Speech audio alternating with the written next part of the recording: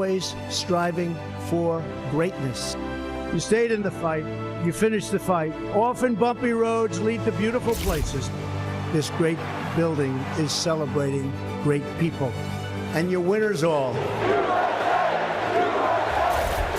you please rise for the playing of our national anthem? It's our honor to be in the company of great, great champions. Team USA will indeed take home the gold. We have to get our sports back.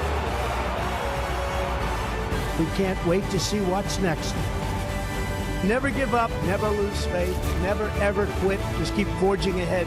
You give everything you've got. Victory is always within reach.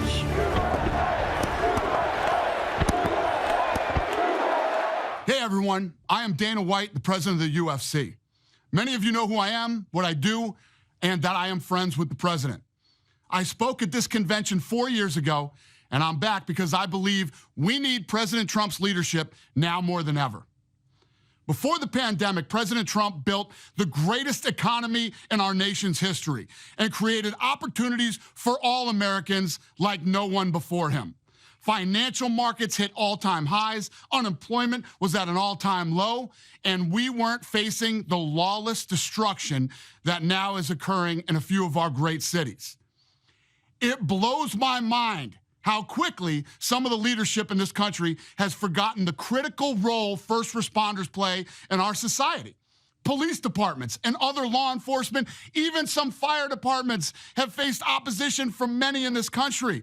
But they are always the people who are asked to step up when things are at their worst and put themselves at risk.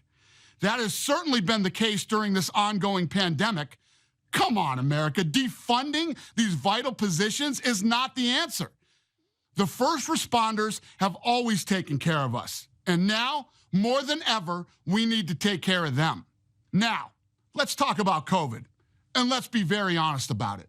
No one person and no one place could have anticipated the challenges that COVID would bring. But President Trump has faced all these obstacles head on.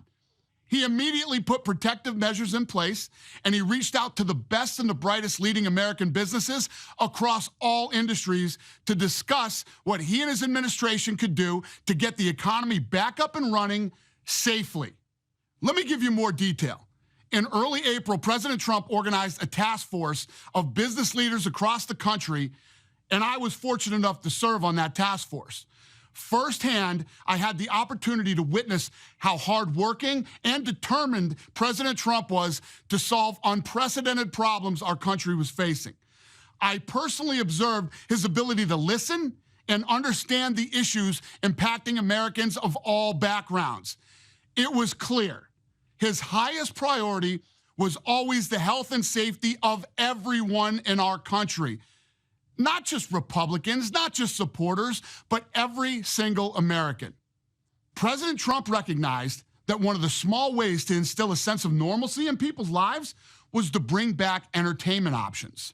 The president went above and beyond to help all sports leagues involved figure out a way to overcome the challenges of staging live professional sporting events in the middle of a pandemic.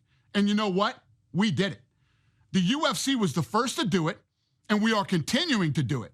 Now, other sports have joined us, and some of the lessons learned are being used to help reopen other types of businesses and schools.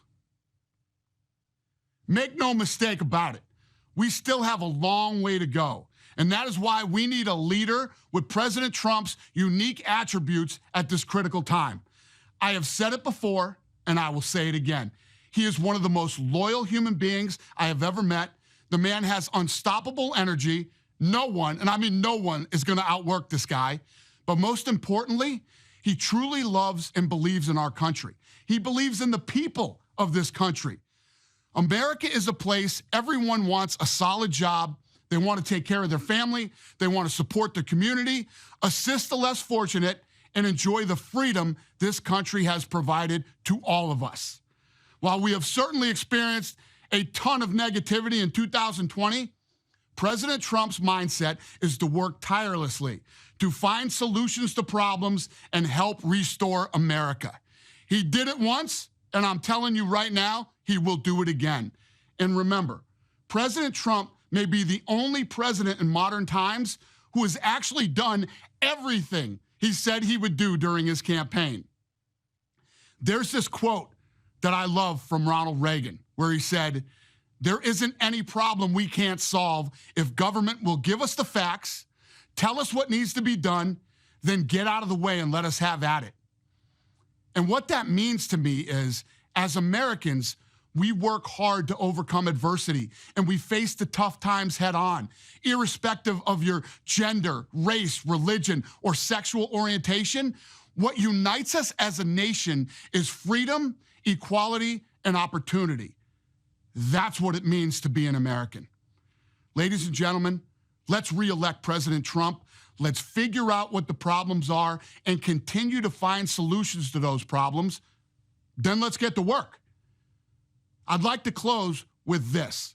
While it's critically important to re-elect President Trump, this pandemic has also taught us to be very, very careful who you select as your next governor, senator, congressperson, and mayor.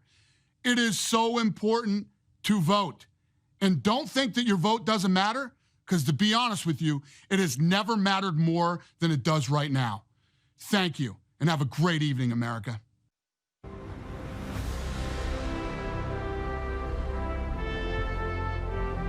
Buenas tardes, konbanwa, magandang gabi po, aloha, and good evening. I'm Utah Attorney General Sean Reyes. I'm a proud American and proud descendant of warrior ancestors, women and men alike, from my Hawaiian, Filipino, Japanese, and Spanish heritage. My father demonstrated his warrior spirit over 50 years ago, fighting a dictator in his homeland, the Philippines. Barely escaping with his life, he started anew in America. He arrived with nothing but faith, determination, and a willingness to work hard. He lived the American dream, building businesses, a family, and seeing me become Utah's first minority statewide elected official. Today, I channel my warrior roots by battling human trafficking. I've been able to lead some of the largest trafficking prosecutions in America and traveled to foreign countries, working with law enforcement and NGOs to dismantle trafficking networks and rescue people from the most brutal conditions imaginable. Young girls and women sold into sex slavery, young boys and men forced into labor servitude, illegal adoptions, organ harvesting, human life utterly debased. President Donald Trump is a fierce warrior against human trafficking. How do I know? Early in 2017, I had occasion to visit with him about our rescues. He asked insightful questions, expressed deep concern for victims.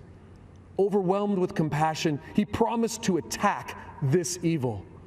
President Trump summoned Ivanka and leaders from his cabinet, directing resources and hundreds of millions of dollars for raising awareness, liberating victims, prosecuting predators, and empowering survivors. Together, they've done more to combat human trafficking than any administration in modern history. Now that's a promise kept.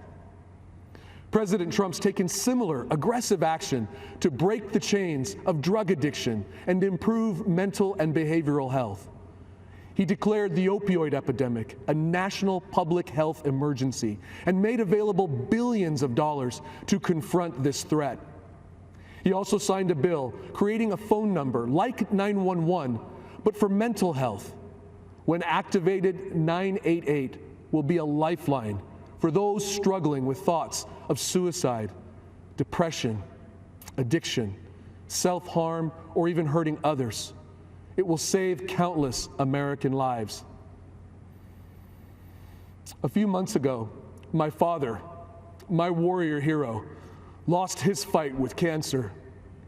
When he passed, he had by his bedside his scriptures, family photos, and a pen President Trump gave me to give him. Dad loved that pen. It represented freedom to him, the freedom that only exists when someone is willing to fight for it. To my father, President Trump is that ultimate warrior fighting for our freedom. If you listen to Democrats, the media, and liberal elite, they will tell you that America's light doesn't shine as brightly around the world as it once did. That is simply not true. The same light that brought my father to America inspires the desperate and downtrodden equally today. Believe me, I interact with some of the most marginalized victims on earth, and they love America. They love President Trump because he's fighting for their freedom and America's freedom. Thank you, President Trump. God bless you, and God bless America, this land of greatness.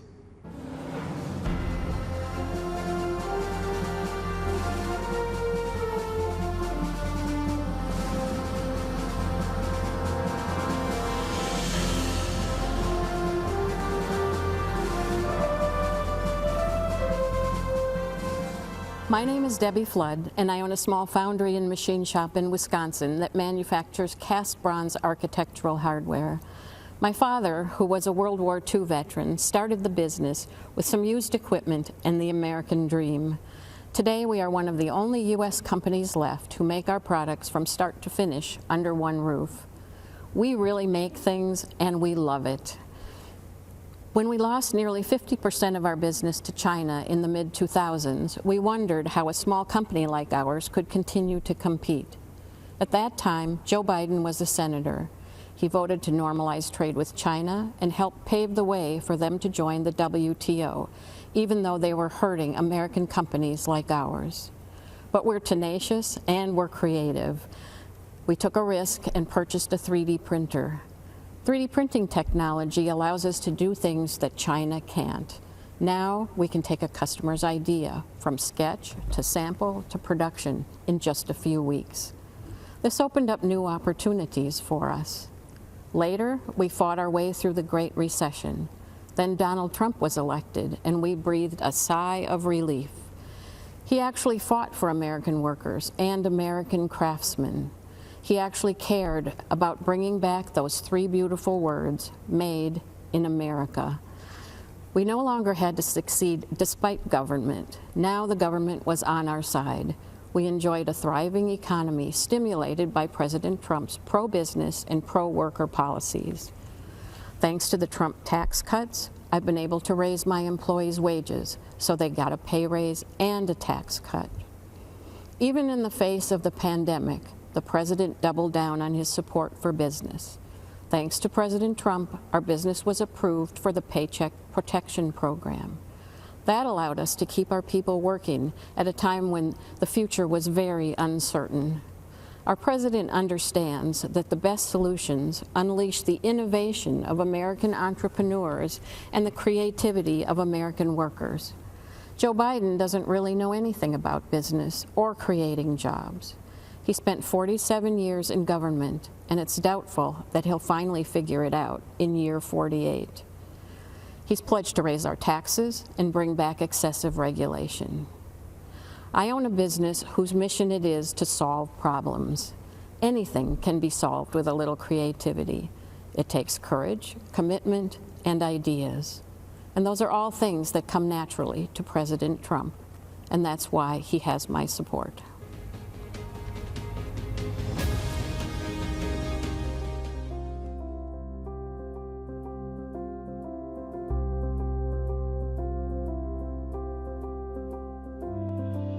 My name is Judy Smith. My name is Manuel Martinez. My name is Claudia Perez. I live in New York City Public Housing. I'm the resident council president for South Jamaica Houses. I am resident council president of Washington Houses, which is in Spanish Harlem. My name is Carmen Quinones, and I'm the president of Douglas Houses, 3,500 strong residents here. And I am a lifelong Democrat. I would really hate to get started on this mayor. Bill de Blasio and the way he has dealt with public housing residents is disgraceful. This mayor has made our lives here, and I think every housing development, very uncomfortable. Under the Trump administration, New York City Housing Authority has received an influx of cash that it has not seen since 1997. I'm grateful for the spotlight that President Trump is putting on New York City public housing. I think it's wrong that the Democrats put illegal immigrants before Black Americans. How is it that we have people waiting on the waiting list for New York City public housing for 10 years or more, but yet we have illegal immigrants living here? Something is wrong with that picture. Since HUD came in with Lynn Patton as the regional director for HUD, it helped us identify some long systemic problems that we are now putting on the table and having discussions on. President Trump's administration have opened their ear and have listened. There's been improvement in public housing. We're very appreciative of this administration that has come and finally shined a light on what's going on and bringing real solutions to a real problem.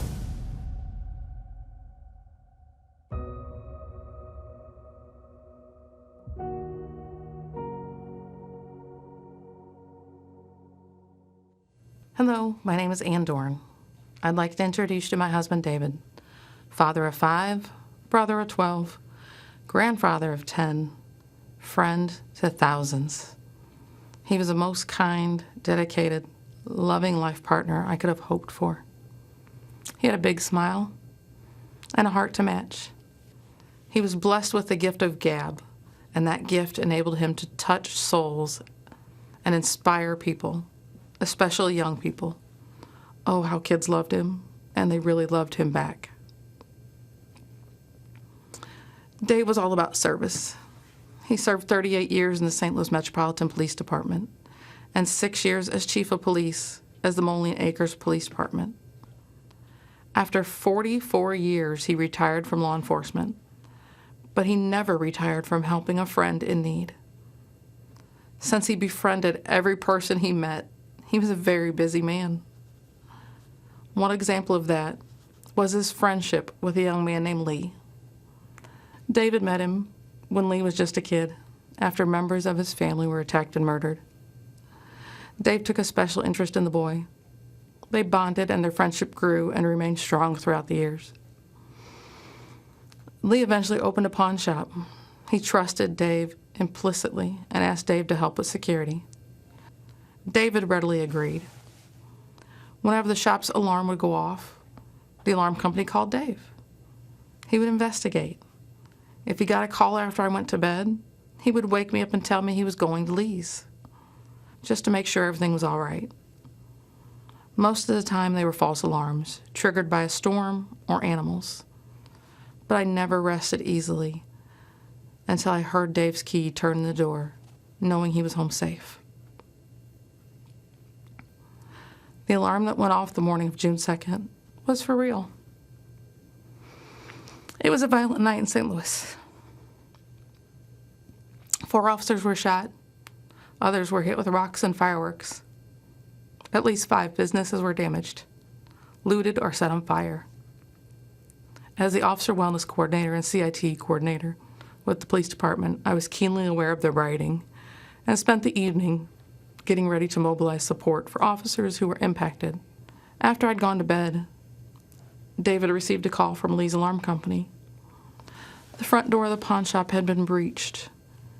This time he didn't wake me up to tell me. He probably knew I would have tried to stop him or insist on going with him. As I slept, looters were ransacking the shop. They shot and killed David in cold blood and then live streamed his execution and his last moments on earth.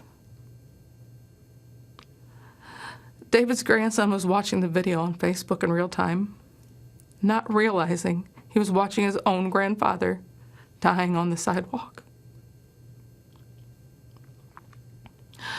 I learned of all this around 4 a.m. when our doorbell rang. The chief of police was standing outside.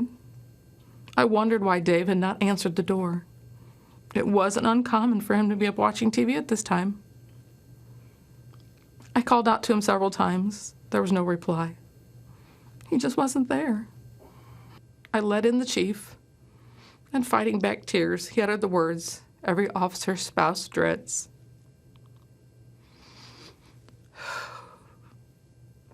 I relive that horror in my mind every single day. My hope is that having you relive it with me now will help shake this country from this nightmare we are witnessing in our cities and bring about positive, peaceful change. How do we get to this point where so many young people are callous and indifferent towards human life? This isn't a video game where you can commit mayhem and then just hit reset and bring all the characters back to life. David is never coming back to me. He was murdered by people who didn't know and just didn't care. He would have done anything to help them. Violence and destruction are not legitimate forms of protest. They do not safeguard Black lives. They only destroy them. President Trump understands this, has offered federal help to restore order in our communities. In a time when police departments are short on resources and manpower, we need that help. We should accept that help. We must heal before we can effect change, but we cannot heal amid devastation and chaos. President Trump knows we need more Davids in our communities, not fewer. We need to come together in peace and remember that every life is precious.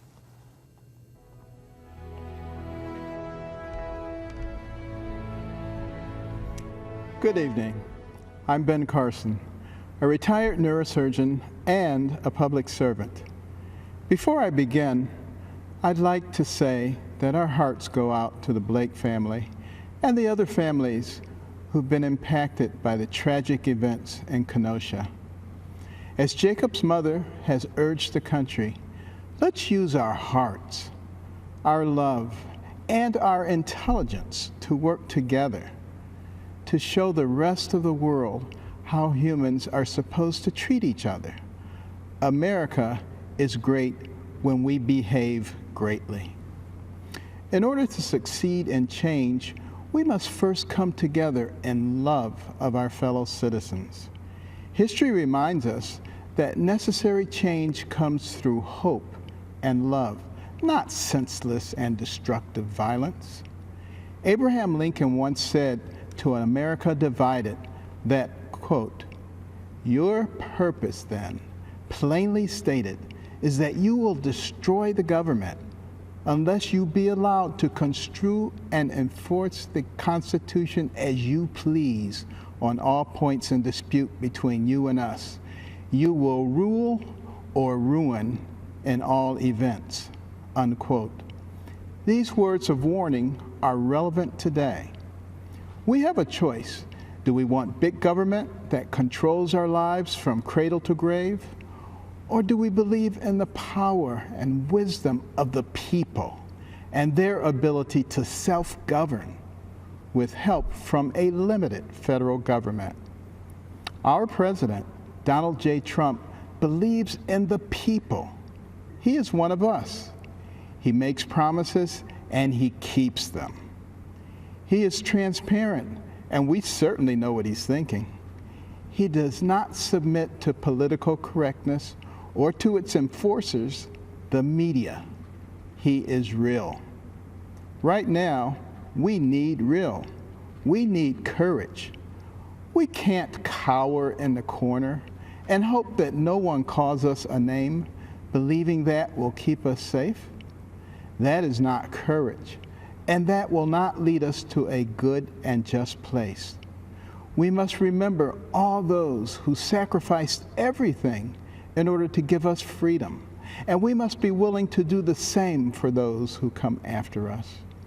President Trump does not dabble in identity politics. He wants everyone to succeed and believes in the adage, "A rising tide lifts all boats." Many on the other side love to incite division by claiming that President Trump is a racist. They could not be more wrong. Years ago, Jesse Jackson gave Donald Trump an award for the economic opportunities he created for black people. In Palm Beach, Florida, Donald Trump led the crusade to allow blacks and Jews into private clubs and resorts.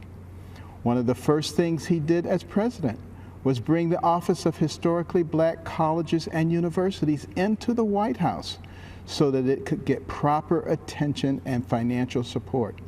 Before the pandemic, African American unemployment was at an all-time low.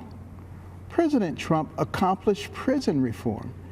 He created incentives to encourage investors to become involved with economically deprived areas of America. He strongly supports school choice, fully recognizing that no matter what circumstances a person is born into, they can achieve success with a good education. It was true for me. When my mother forced me to read books about doctors, entrepreneurs, inventors, and scientists, I began to recognize that the person who has the most to do with what happens to you in life is you. My mother always told me, Ben, you can do anything, but I will never allow you to become a victim. It was then that I stopped listening to the people who were trying to convince me that I was a victim and that others were responsible for my victimhood. What is racist is the fact that African Americans have the highest abortion rate. President Trump is the most pro-life president in the country's history. He will continue to fight for those who cannot yet speak. The vision of a shining city up on a hill came from Jesus' Sermon on the Mount. America is that shiny city. We are the beacon of hope for the world. At this moment in time, President Donald Trump is the man with the courage, the vision, and the ability to keep it shining brightly.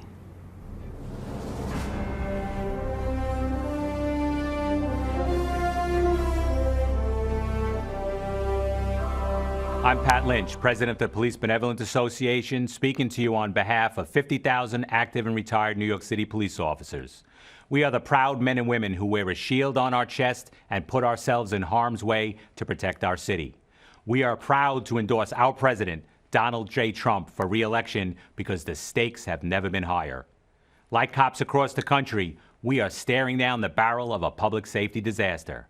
More than 1,000 people have been shot in New York City so far this year. Almost 300 have been killed. These are not just numbers, these are real people. A father gunned down while holding his 7-year-old daughter's hand. A beloved neighborhood peacemaker killed by a stray bullet. A 17-year-old who made all the right choices, who worked hard to go to college and earned a sports scholarship, murdered before he can tell his mother the news. A 1-year-old child shot dead in his stroller. Innocent people, innocent lives lost. One tragedy is too many, but every day the number keeps growing. And every day our communities are asking us, why is this happening? The answer is simple. The Democrats have walked away from us. They have walked away from police officers, and they've walked away from the innocent people we protect. Democratic politicians have surrendered our streets and our institutions. The loudest voices have taken control, and our so-called leaders are scrambling to catch up with them. In city after city, they've slashed police budgets. They have hijacked and dismantled the criminal justice system. They've passed laws that made it impossible for police officers to do our job effectively. Here's the sad truth that every cop in this country knows. The violence and chaos we're seeing now isn't a side effect. It isn't an unintended consequence. It's actually the goal.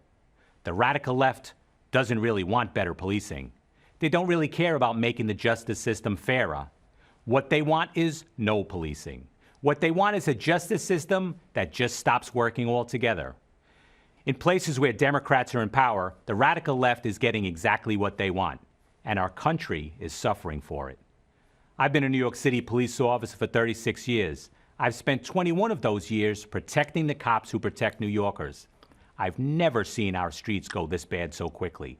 I've never heard from so many cops from every corner of the country who are saying the same thing. Our hands are tied. If we're going to turn the tide and restore law and order, we cannot fall into the left's trap. There is nobody who hates bad cops more than good cops. But that doesn't matter to the radical left. To them, we're all just bad because we're all just blue. Their anti-law enforcement campaign isn't about a single incident. It isn't the result of one bad law or one bad policy. It's about a message. The message is police officers are the enemy. The message is criminals have the right to resist arrest. The message is if you commit a crime, if you victimize the most vulnerable of people, the justice system will not hold you accountable. That's the message echoing through city halls and state houses across our country. It's playing on a loop in the media. The criminals have heard that message, and they're taking full advantage. We must stop that message. We must expose the left's lies about police officers and the job that we do. And we will do that because we have something that they don't. We have a real leader.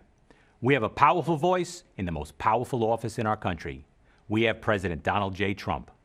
Unlike the Democrats who are running in fear of the mob in the street, President Trump has never apologized for supporting police officers and standing up for law and order. Unlike the Democrats who froze in the face of rioting and looting, President Trump matches his words with his actions. He gives law enforcement the support and the tools we need to go out there and put a stop to it, period. End of story. It has never been harder to be a police officer in this country, but there are two things that keep us going. We look at the victims, the vulnerable, the regular working people who count on us. We keep strapping on our duty belts and bullet-resistant vests because we know we can't let them down. And while we do that, we hear the words of our president, who says to police officers everywhere, I will never let you down. We know that he hasn't, and we know that he won't. We've been fortunate to have him in office these past 4 years, and we know that we cannot afford to lose him. When it comes to your safety, your family's safety, and the safety of all Americans, there's no other choice. You won't be safe in Joe Biden's America. We can have 4 more years of President Trump, or you can have no safety, no justice, and no peace.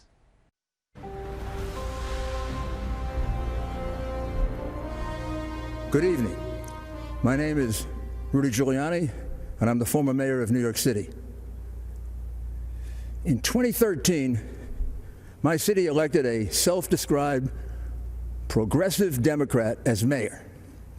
New York City, once described as America's crime capital, had become, by the mid-1990s, America's safest large city. Now today, my city is in shock. Murders, shootings, and violent crime are increasing at percentages unheard of in the past. We're seeing the return of rioting and looting. During riots, this Democrat mayor, like others, has often prevented the police from making arrests. And even when arrests are made, liberal, progressive DAs release the rioters so as not to disrupt the rioting. New Yorkers wonder, how did we get overwhelmed by crime so quickly and decline so fast? Don't let Democrats do to America what they have done to New York.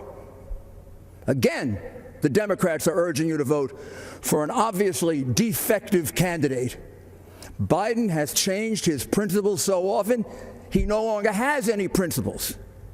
He's a Trojan horse with Bernie, AOC, Pelosi, Black Lives Matter, and his party's entire left wing, just waiting to execute their pro-criminal, anti-police socialist policies. The whole unprecedented wave of lawlessness began with a truly just cause: the unforgivable police killing of George Floyd in Minneapolis. Peaceful protests began all over the land.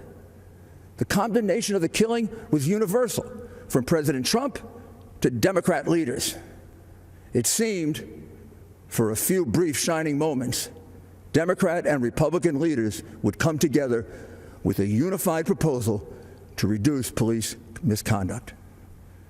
This possibility was very dangerous to the left. They had a president to beat and a country to destroy.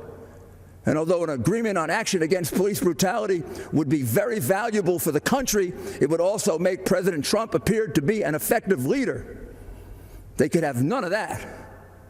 So Black Lives Matter and Antifa sprang into action, and in a flash, they hijacked the peaceful protests into vicious, brutal riots. Soon, protests turned into riots in many other American cities, almost all Democrat. Businesses were burned and crushed, people beaten, shot and killed, police officers routinely assaulted, badly beaten, and occasionally murdered, and the police handcuffed by progressive Democrat mayors from doing anything but observe the crimes and absorb the blows. But the worst of it was the slaughter of innocent young people with their whole lives ahead of them. The murder of 4-year-old LeGrand Talfaro in Kansas City shocked the nation, but not Black Lives Matter or their many Democrat supporters. 17-year-old basketball star Brandon Hendricks was killed in the Bronx just days after graduating high school and on his way to St. John's to play basketball. He passed with only a brief mention. 1-year-old Davil Gardner Jr. was shot and killed in a stroller at a cookout in Brooklyn, and it caused no outrage. For President Trump and for us Republicans, all Black lives matter, and the lives of LeGrand and Brandon and Davil matter to us. All lives matter to us. These continuous riots in Democratic cities gives you a good view of the future under Biden.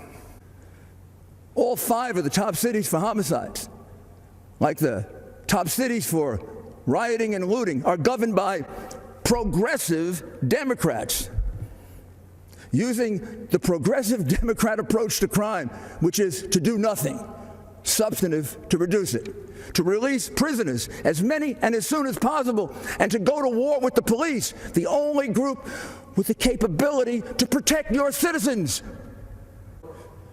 It is clear that a vote for Biden and the Democrats creates the risk that you will bring this lawlessness to your city, to your town, to your suburb.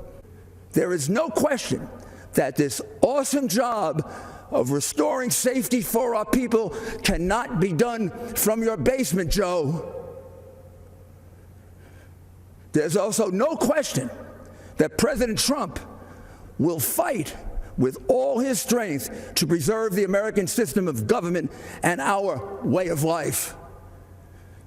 In critical times in our history, America has always been blessed with the right person to handle the crisis. Washington, Lincoln, Roosevelt, Reagan were perfect for the challenges they faced and brought our nation through gloriously. President Trump, with his boundless love of our country and all our people, his disciplined work ethic, his exceptional ability to inspire, and his deep understanding of our system of government and the strength of American values, is the man we can trust to preserve and even improve our way of life. Mr. President, make our nation safe again.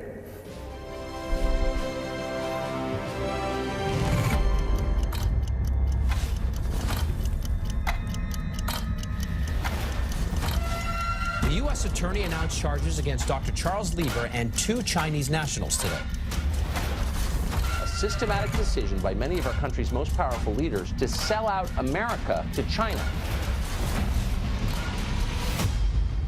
China is going to eat our lunch? Come on, man. A 2013 trip to China getting new attention this morning, not for what Joe Biden did, but for who he brought with him. As the threat from China grew larger and more threatening, Biden seemed to grow more accommodating to the Chinese government. Questions about money he made from foreign business dealings while his father was vice president. And they knew they can get to Joe Biden's heart through his son, Hunter Biden. They hoped to raise $1.5 billion. One person who did not want to talk about it, Joe Biden. When it was already clear China had lied to the world in ways that hurt the world about a deadly outbreak of the Wuhan coronavirus, Biden was still flacking for the Chinese government.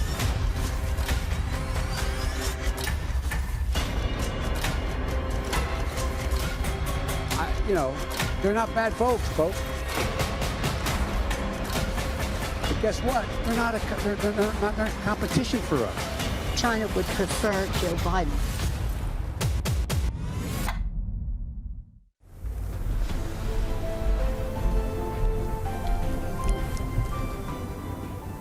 Good evening. I'm Senator Tom Cotton. A lot's changed in 4 years. Back then, we gathered in a rowdy arena. Tonight, you're probably at home, while I stand alone. Stands alone. That was the motto of my old Army unit, the 506th Infantry, the original band of brothers.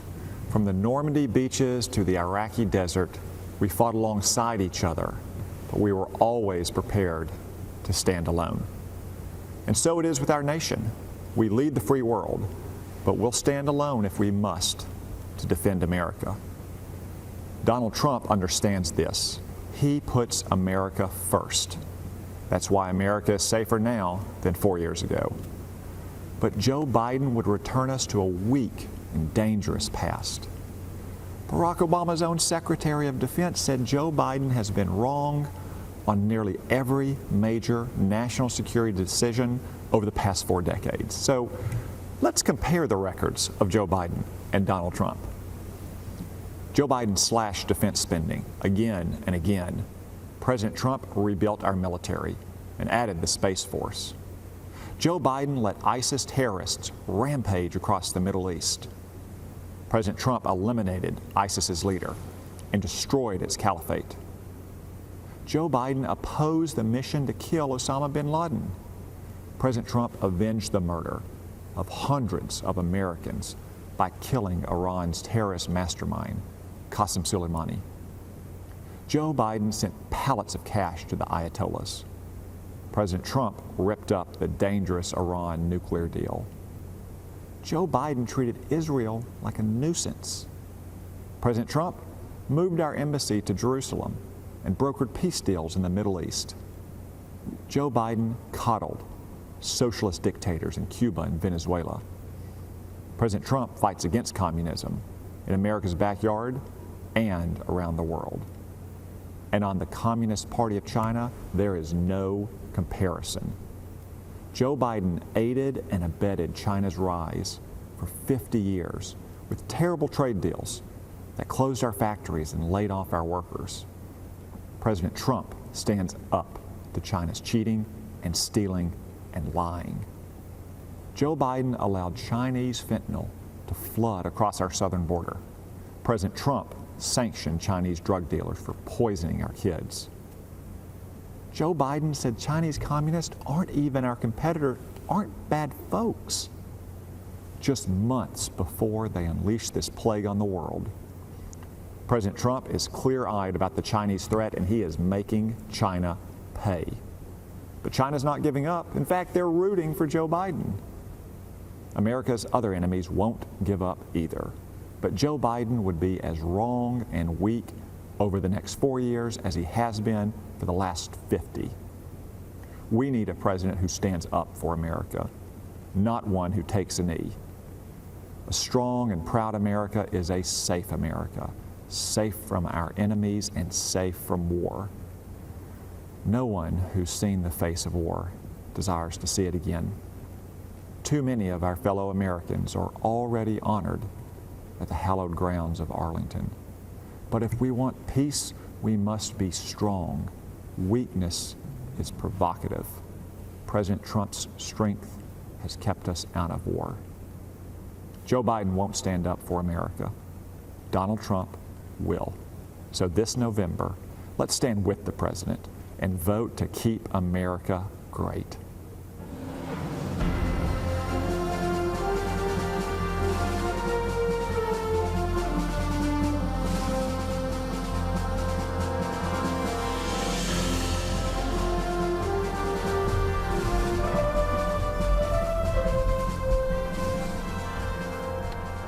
My name is Marcia Mueller. This is my husband, Carl.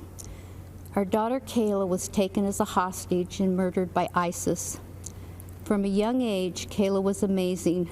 She taught herself languages, how to write music, how to play guitar. She worked with troubled youth, military veterans, and Native Americans. Everywhere Kayla went, people smiled.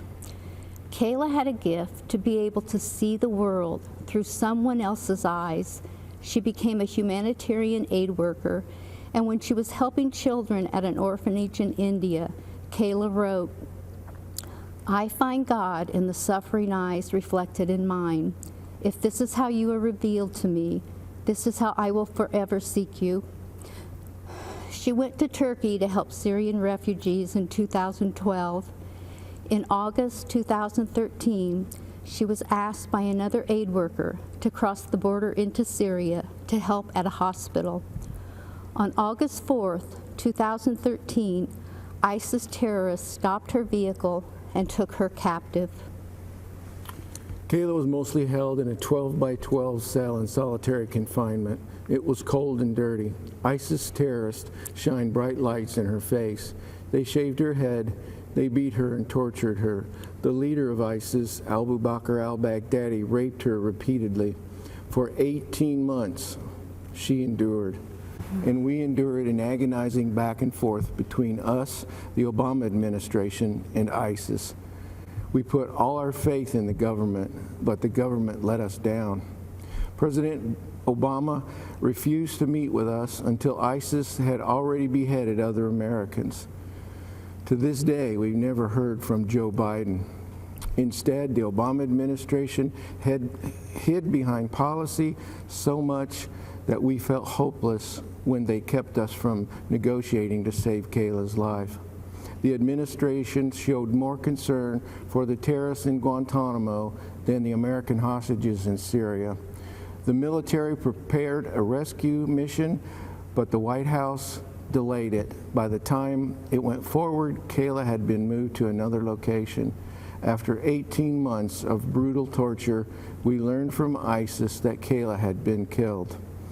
The Obama administration kept telling us they were doing everything they could, but their version of everything wasn't enough. What a difference a president makes. Under President Trump, U.S. Army Special Operators conducted a raid on al-Baghdadi's compound.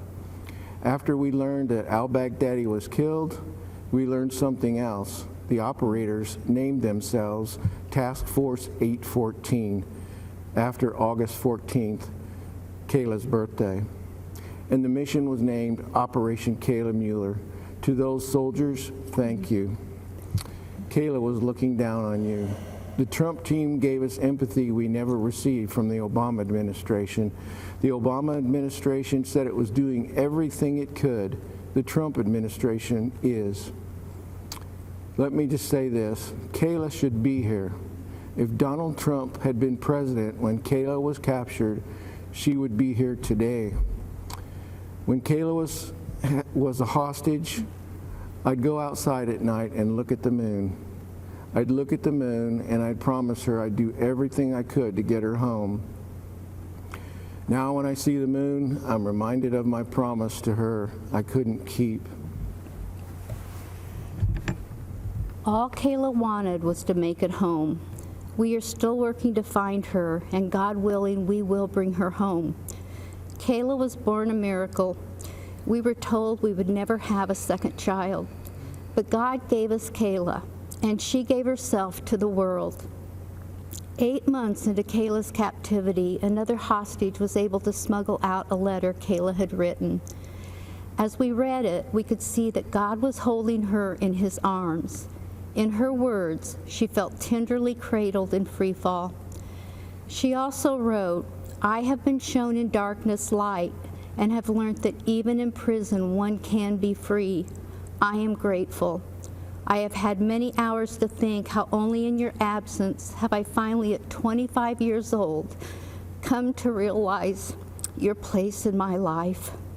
None of us could have known it would be this long, but no, I am also fighting for my side in the ways I am able, and I have a lot of fight left inside of me.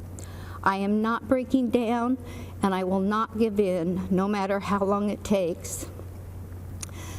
Kayla taught me so many things as her mom. She's still teaching us.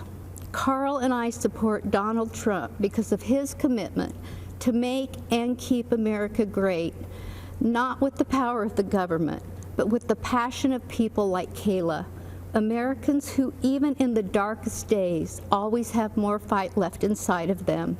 Americans who don't just talk, they act. That was our daughter. That's President Trump. As long as we stay strong like Kayla, as long as we refuse to break, we will be great. Thank you.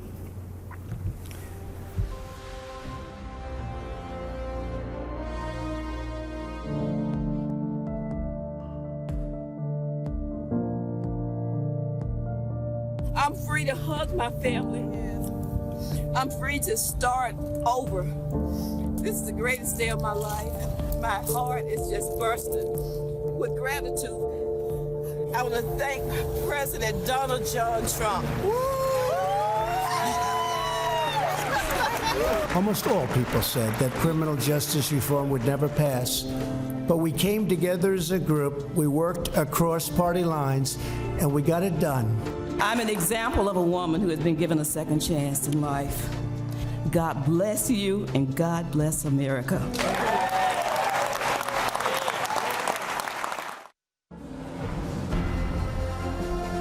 Good evening.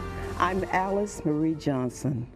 I was once told that the only way I would ever be reunited with my family would be as a corpse. But by the grace of God and the compassion of President Donald John Trump, I stand before you tonight, and I assure you, I'm not a ghost. I am alive, I am well, and most importantly, I am free. In 1996, I began serving time in prison, life plus 25 years. I had never been in trouble. I was a first-time nonviolent offender. What I did was wrong. I made decisions that I regret. Some say, you do the crime, you do the time. However, that time should be fair and just. We've all made mistakes. None of us want to be defined forever based on our worst decision. While in prison, I became a playwright, a mentor, a certified hospice volunteer, an ordained minister, and received the Special Olympics Event Coordinator of the Year award for my work with disabled women. Because the only thing worse than unjustly imprisoning my body is trying to imprison my mind. My transformation was described as extraordinary. Truth is, there are thousands of people just like me who deserve the opportunity to come home. I never stopped fighting for my freedom. My Christian faith and the prayers of so many kept hope alive. When President Trump heard about me, about the injustice of my story, he saw me as a person. He had compassion, and he acted. Free in body thanks to President Trump, but free in mind thanks to the Almighty God. I couldn't believe it. I always remembered that God knew my name, even in my darkest hour, but I never thought a president would. When I was released on June 6, 2018, I ran across that road and hugged my grandchildren for the first time. I'll never forget that feeling. And then I remembered the promise I had made to the men and women I left behind, that I would never stop fighting for them, and I haven't. I'm using my voice to tell their stories, and I pray that my face reminds you of those forgotten faces. 6 months after President Trump granted me a second chance, he signed the First Step Act into law. It was real justice reform, and it brought joy, hope, and freedom to thousands of well-deserving people.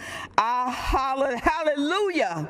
My faith in justice and mercy was rewarded. Imagine getting to hug your loved ones again and to think this first step meant so much to so many. I can't wait because we're just getting started. The nearly 22 years I spent in prison were not wasted. God had a purpose and a plan for my life. I was not delayed or denied. I was destined for such a time as this. I pray that you will not just hear this message, but that you will be inspired by my story, and your compassion will lead you to take action for those who are forgotten. That's what our president, Donald Trump, did for me. And for that, I will be forever grateful. God bless you. God bless President Trump. And God bless America. Thank you.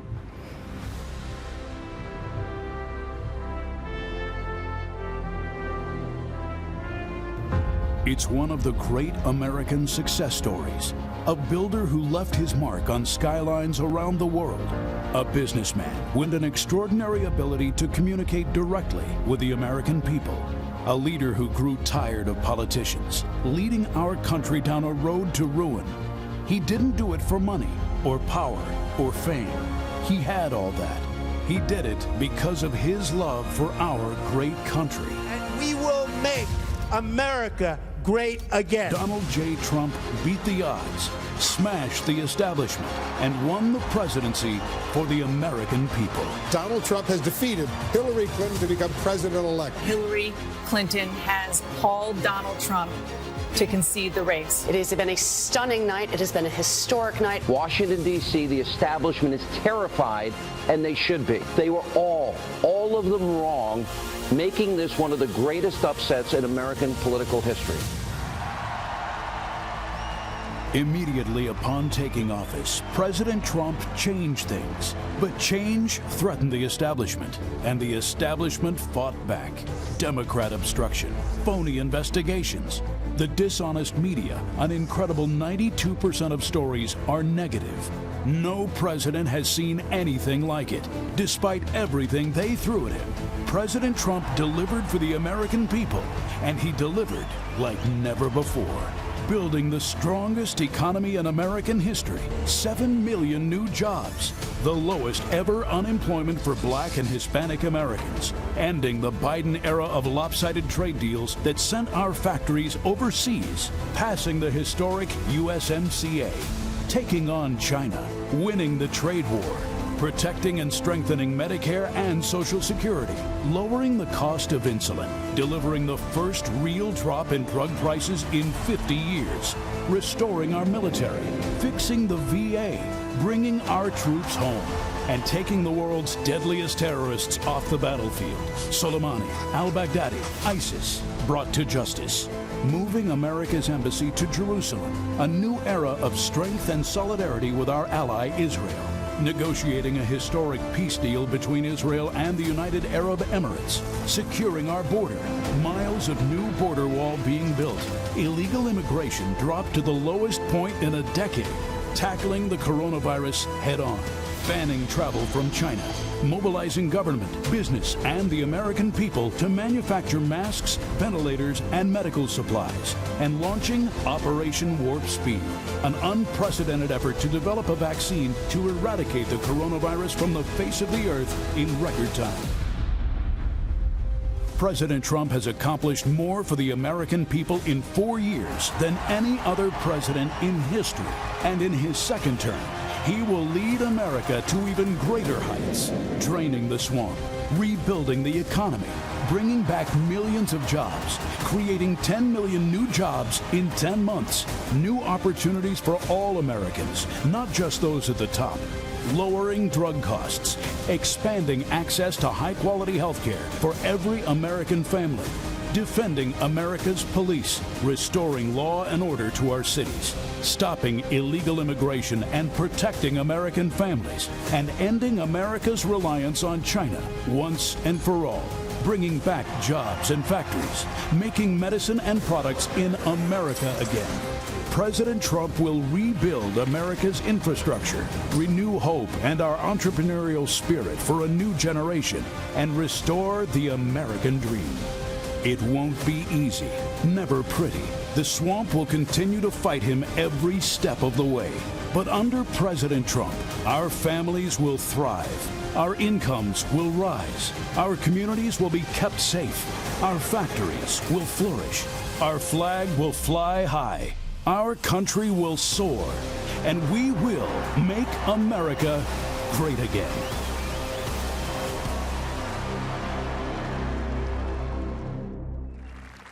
Ladies and gentlemen, please welcome Ivanka Trump.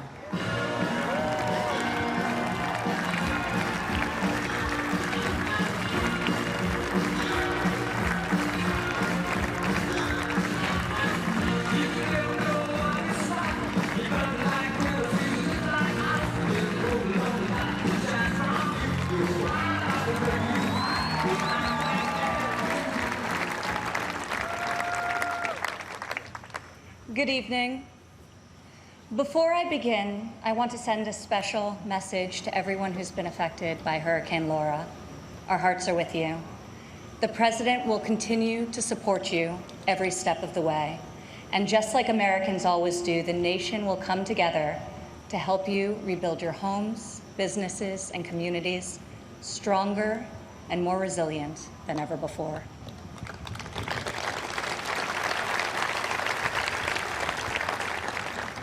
Four years ago, I introduced to you a builder, an entrepreneur, an outsider, and the people's nominee for President of the United States.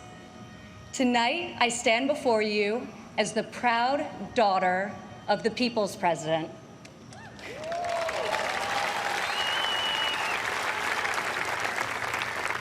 He is our commander-in-chief, champion of the American worker, defender of common sense, and our voice for the forgotten men and women of this country. He is our president and my father, Donald J. Trump.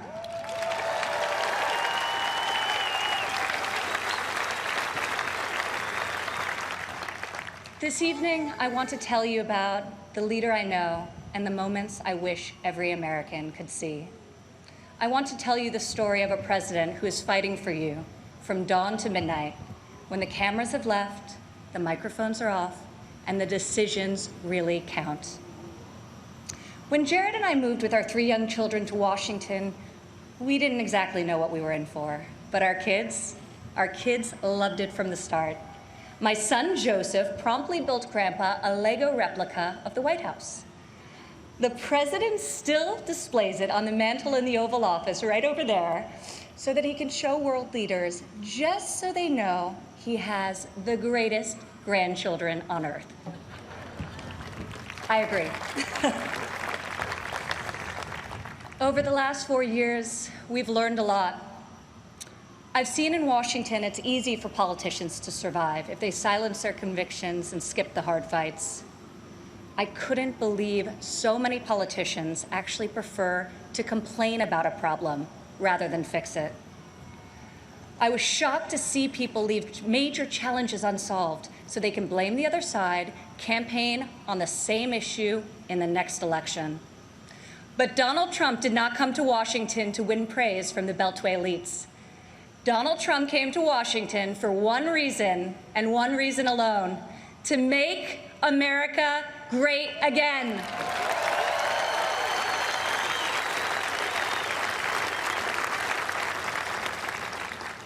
My father has strong convictions. He knows what he believes, and he says what he thinks. Whether you agree with him or not, you always know where he stands. I recognize that my dad's communication style is not to everyone's taste, and I know that his tweets can feel a bit unfiltered. But the results speak for themselves.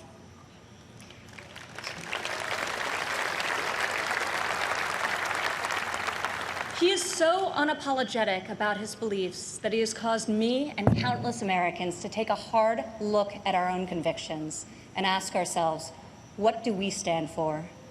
What kind of America do we want to leave for our children? I am more certain than ever before we want a future where our kids can believe in American greatness. We want a society where every child can live in a safe community and go to a great school of their choice. We want a culture where differences of opinion and debate are encouraged, not canceled, where law enforcement is respected, where our country's rich diversity is celebrated, and where people of all backgrounds, races, genders, and creeds have the chance to achieve their God-given potential. This is the future my father is working to build each and every day.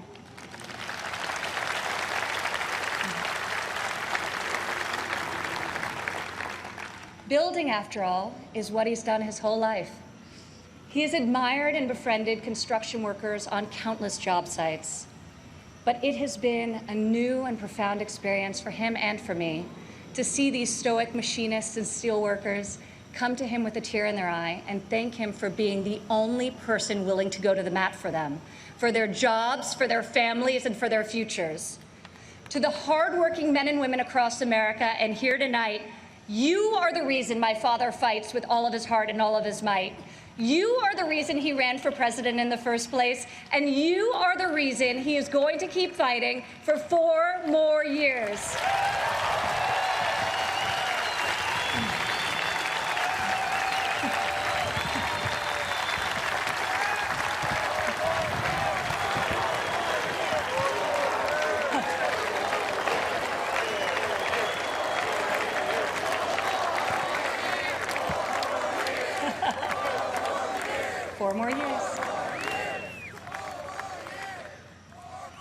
I remember one evening in early February of 2018, we were in the Oval Office with my father's top economic advisors, and the president was pushing to keep the promise he made to renegotiate the bad trade deals that had gutted millions of middle-class jobs.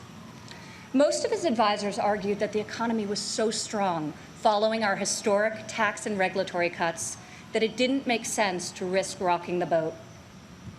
After the meeting, as I walked with my father back towards the residence, he said, "You know, the reason this has never been done before is because our leaders haven't had the guts.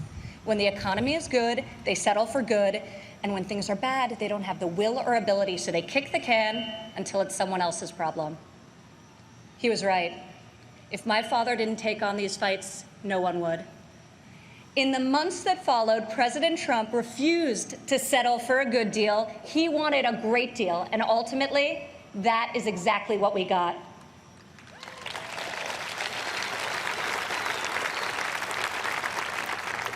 I remember each time he was updated on the progress of the new trade deal with Mexico and Canada, he would say, "Don't let down those dairy farmers I met in Wisconsin. I don't want them to like this deal.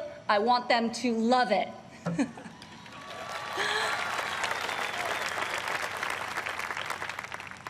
Today, in the midst of this unprecedented global pandemic, it's more clear than ever that our president was absolutely correct to take on trade when he did and bring our jobs, our factories, and our life-saving medicines back to the USA.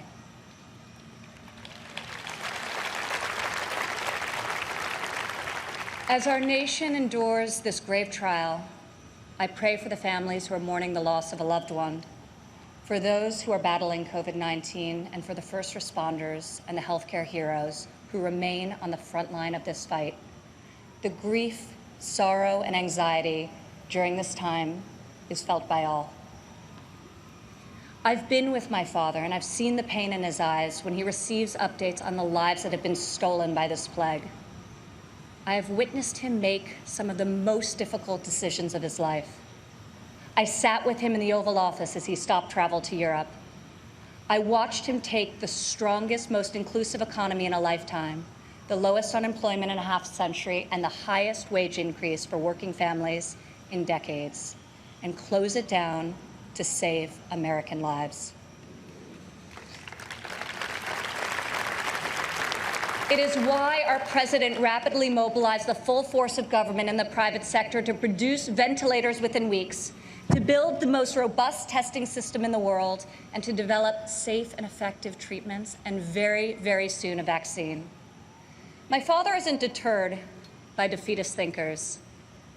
The word impossible, well, it only motivates him. Donald Trump rejects the cynical notion that this country's greatest achievements are behind us.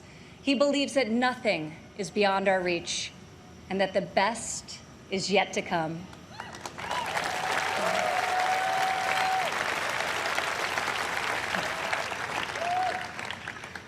I have seen all of my life how my dad believes in the potential of each individual.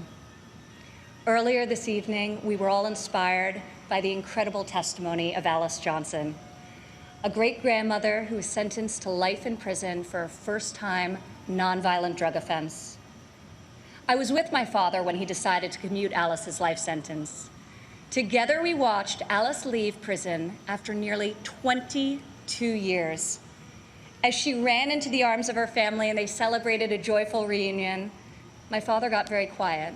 I could see the emotion on his face. After a long silence, he looked at me and said, "Imagine how many people there are just like Alice." From that point on, he became a voice for those who had been unfairly silenced in our prison system. President Trump rectified the disparities of the 1994 Biden crime bill that disproportionately hurt African Americans. Against all odds, he brought together Republicans and Democrats and passed the most significant criminal justice reform of our generation, and we're just getting started.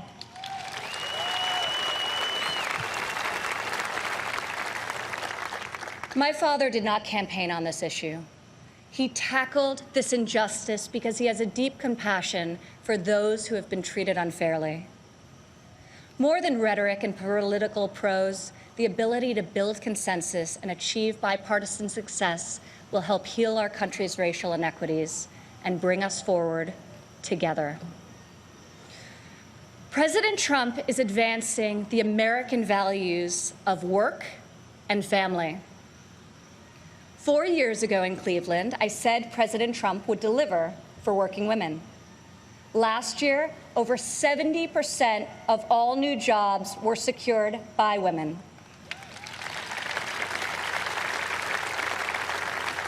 Four years ago, I told you my father would focus on making childcare affordable and accessible. In President Trump's first term, we secured the largest ever increase for childcare funding, giving more than 800,000 low-income families great childcare at a cost they can afford. As part of Republican tax cuts, in 2019 alone, our child tax credit put over $2,000 into the pockets of 40 million American families. Democrat politicians recently introduced a plan to increase the child tax credit. Yet when I was fighting less than 3 years ago at the president's direction to get Congress to double the child tax credit, not a single Democrat voted to pass the law. We got it done anyway.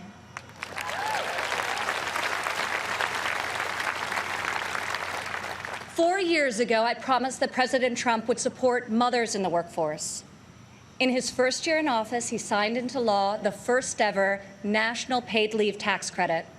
Today, 8 million more Americans have access to this benefit.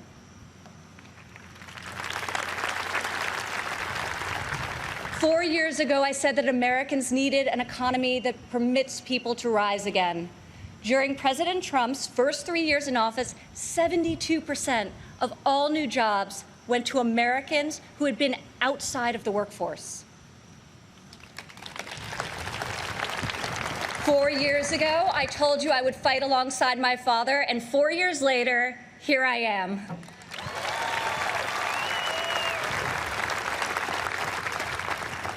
Many of the issues my father has championed are not historically Republican priorities. Yet where Washington chooses sides, our president chooses common sense. Where politicians choose party, our president chooses people.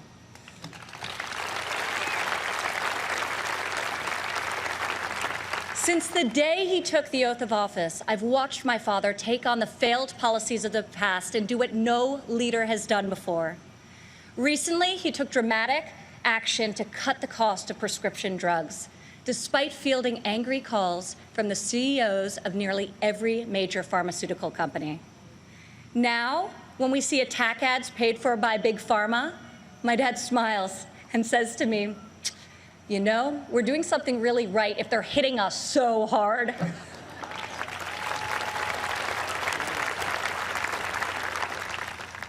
This spring, our president saw that American crops were going to waste because food supply chains were disrupted by the virus. He directed Secretary Perdue and me to find a way to get this nutritious food, fresh fruit, vegetables, meat, and dairy, to families most in need. Within a matter of days, we launched the Farmers to Family Food Box program, which has now delivered over 100 million meals into the hands of American families.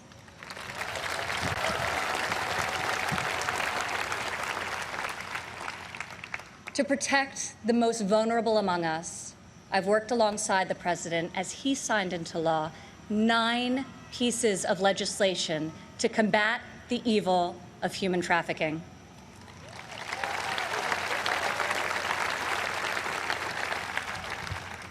I've stood by my father's side at Dover Air Force Base as he's received our fallen heroes, and each time it has steeled his resolve to finally stop the endless foreign wars.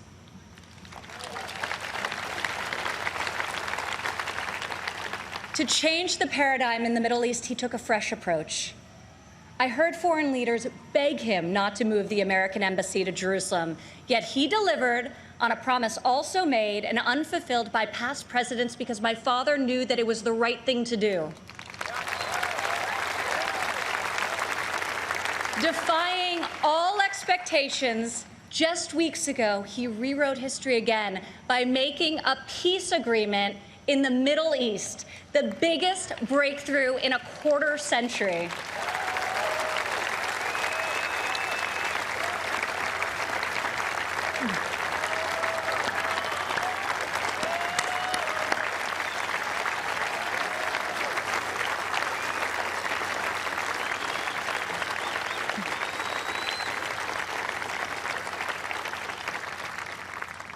For the first time in a long time, we have a president who has called out Washington's hypocrisy, and they hate him for it. Dad, people attack you for being unconventional, but I love you for being real, and I respect you for being effective. Our president refuses to surrender his beliefs to score point with the political elite. To my father, you are the elite. You are the only people he cares about scoring points with. If these problems were easy to solve, previous presidents would have done so. But you don't achieve different results by doing things the same way. Washington has not changed Donald Trump.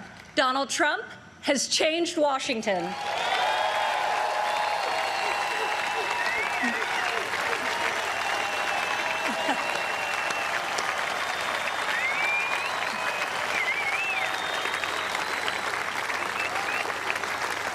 America doesn't need another empty vessel who will do whatever the media and the fringe of his party demands.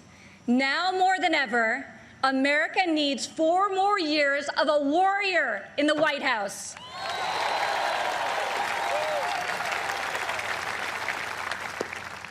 Tonight, I could not be more proud to introduce my father, a man I know was made for this moment in history.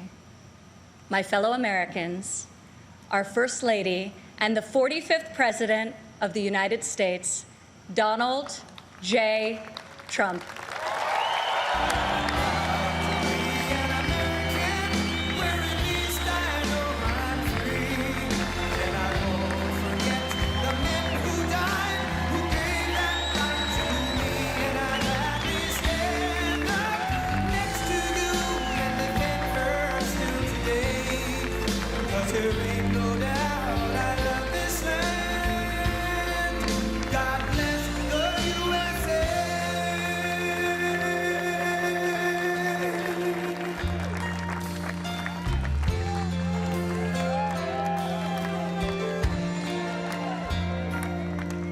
From the lakes of Minnesota to the hills of Tennessee, across the plains of Texas, from sea to shining sea, from Detroit down to Houston and New York to LA, where there's pride in every American heart, and it's time to stand and say, proud to be an American, where at least I know I'm free, and I won't forget the men who died, who gave that right to me, and I gladly stand up next to you and defend her still today, 'cause there ain't no doubt I love this land. God bless the USA.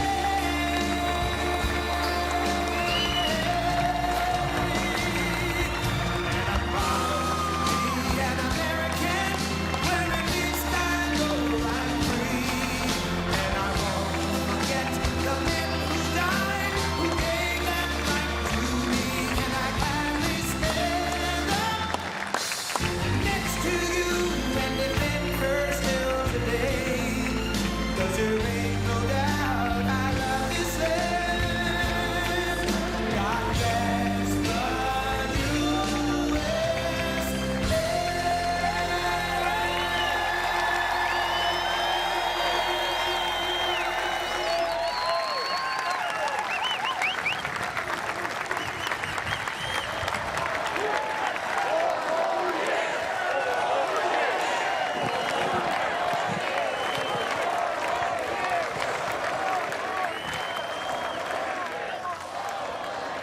Thank you very much. Thank you very much. Thank you. Thank you very much. Friends, delegates, and distinguished guests, please. I stand before you tonight, honored by your support, proud of the extraordinary progress we have made together over the last 4 incredible years, and brimming with confidence in the bright future we will build for America over the next 4 years.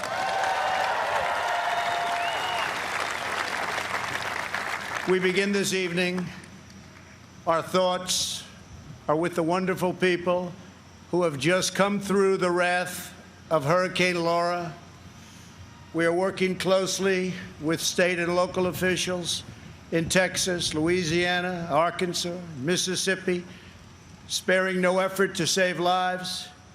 While the hurricane was fierce, one of the strongest to make landfall in 150 years, the casualties and damage were far less than thought possible only 24 hours ago.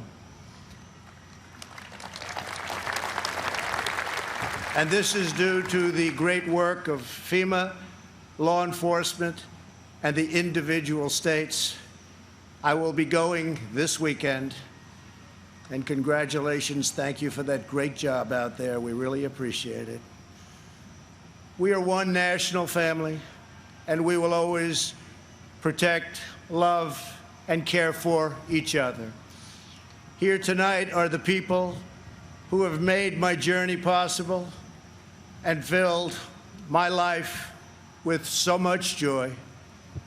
For her incredible service to our nation and its children, I want to thank our magnificent First Lady.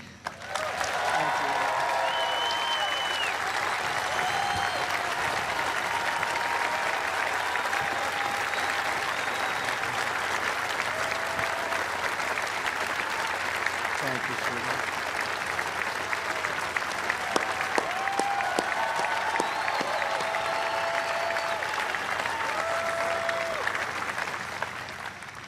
I also want to thank my amazing daughter, Ivanka, for that introduction, and to all of my children. Ivanka, please stand up. Great job. And to all of my children and grandchildren, I love you more than words can express. I know my brother Robert is looking down on us right now from heaven. He was a great brother and was very proud of the job we are all doing. Thank you. We love you, Robert. Let us also take a moment to show our profound appreciation for a man who has always fought by our side and stood up for our values, a man of deep faith and steadfast conviction, our Vice President Mike Pence.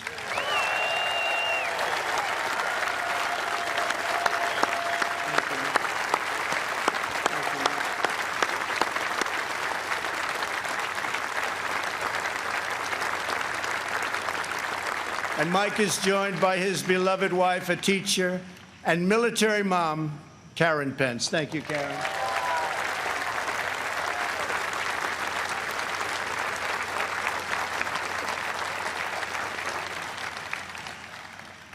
My fellow Americans, tonight, with a heart full of gratitude and boundless optimism, I profoundly accept this nomination for President of the United States.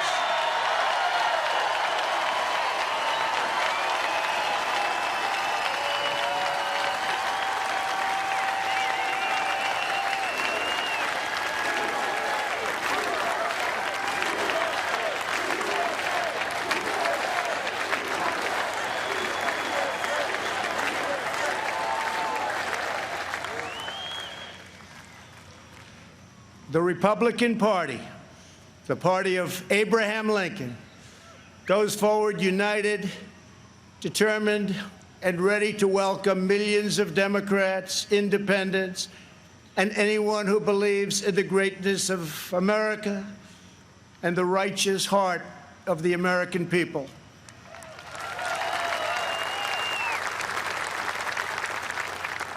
In a new term as president, we will again build the greatest economy in history, quickly returning to full employment, soaring incomes, and record prosperity.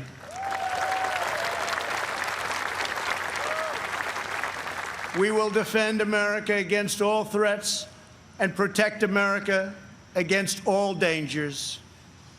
We will lead America into new frontiers of ambition and discovery, and we will reach for new heights of national achievement. We will rekindle new faith in our values, new pride in our history, and a new spirit of unity that can only be realized through love for our great country.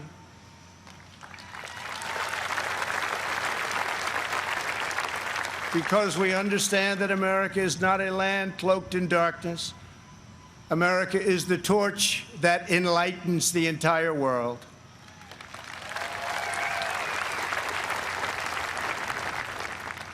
Gathered here at our beautiful and majestic White House, known all over the world as the People's House, we cannot help but marvel at the miracle that is our great American story. This has been the home of larger-than-life figures like Teddy Roosevelt and Andrew Jackson, who rallied Americans to bold visions of a bigger and brighter future. Within these walls lived tenacious generals like President Grant and Eisenhower, who led our soldiers in the cause of freedom. From these grounds, Thomas Jefferson sent Lewis and Clark on a daring expedition to cross a wild and uncharted continent. In the depths of a bloody civil war, President Abraham Lincoln looked out these very windows upon a half-completed Washington Monument and asked God, in his providence, to save our nation. 2 weeks after Pearl Harbor, Franklin Delano Roosevelt welcomed Winston Churchill, and just inside, they set our people on a course to victory in the Second World War. In recent months, our nation and the entire planet has been struck by a new and powerful, invisible enemy. Like those brave Americans before us, we are meeting this challenge. We are delivering life-saving therapies and will produce a vaccine before the end of the year, or maybe even sooner.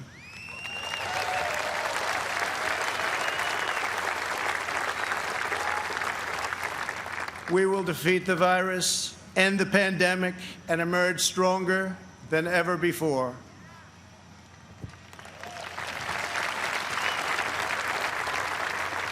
What united generations past was an unshakable confidence in America's destiny and an unbreakable faith in the American people.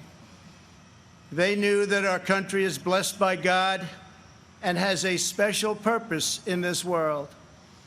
It is that conviction that inspired the formation of our union, our westward expansion, the abolition of slavery, the passage of civil rights, the space program, and the overthrow of fascism, tyranny, and communism.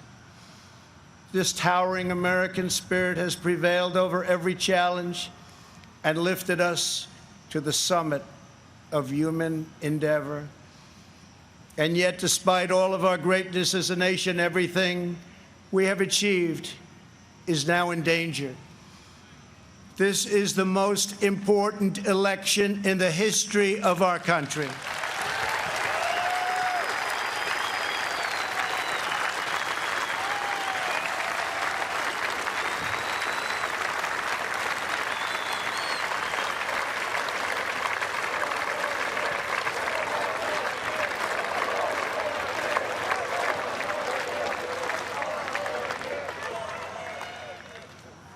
Thank you. At no time before have voters faced a clearer choice between two parties, two visions, two philosophies, or two agendas. This election will decide whether we save the American dream or whether we allow a socialist agenda to demolish our cherished destiny. It will decide whether we rapidly create millions of high-paying jobs or whether we crush our industries and send millions of these jobs overseas, as has foolishly been done for many decades. Your vote will decide whether we protect law-abiding Americans or whether we give free rein to violent anarchists and agitators and criminals who threaten our citizens. And this election will decide whether we will defend the American way of life or whether we will allow a radical movement to completely dismantle and destroy it. That won't happen.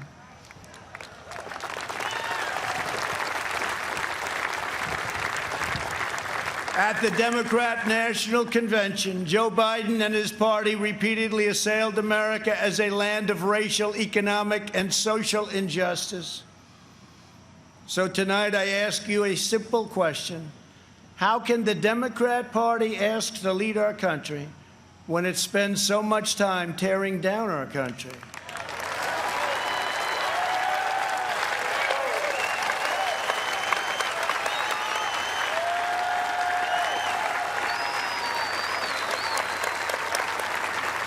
In the left's backward view, they do not see America as the most free, just, and exceptional nation on earth. Instead, they see a wicked nation that must be punished for its sins. Our opponents say that redemption for you can only come from giving power to them. This is a tired anthem spoken by every repressive movement throughout history. But in this country, we don't look to career politicians for salvation. In America, we don't turn to government to restore our souls. We put our faith in Almighty God.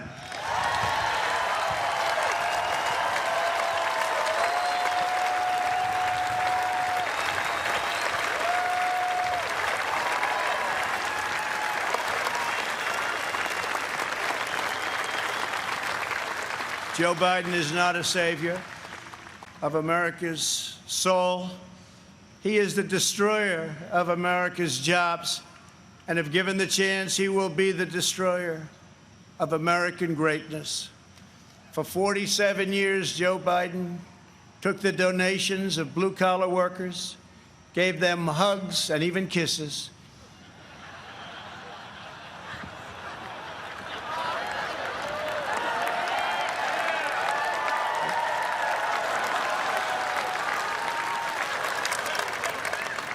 and told them he felt their pain. And then he flew back to Washington and voted to ship our jobs to China and many other distant lands. Joe Biden spent his entire career outsourcing their dreams and the dreams of American workers, offshoring their jobs, opening their borders, and sending their sons and daughters to fight in endless foreign wars, wars that never ended. 4 years ago, I ran for president because I could not watch this betrayal of our country any longer.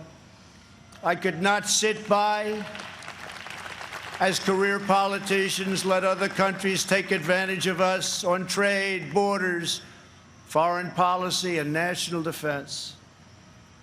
Our NATO partners, as an example, were very far behind in their defense payments. But at my strong urging, they agreed to pay $130 billion more a year, the first time in over 20 years that they upped their payments.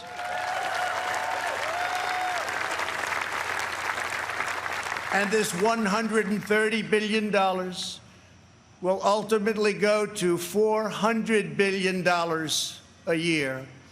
And Secretary General Stoltenberg, who heads NATO, was amazed after watching for so many years and said that President Trump did what no one else was able to do. Thank you.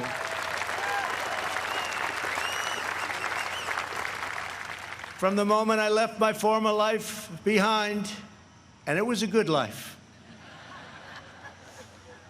I have done nothing but fight for you. I did what our political establishment never expected and could never forgive, breaking the cardinal rule of Washington politics. I kept my promise.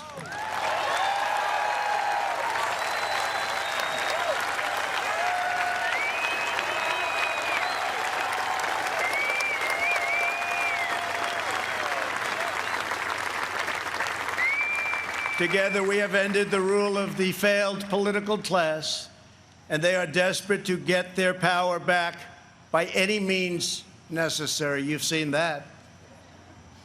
They are angry at me because instead of putting them first, I very simply said, America first.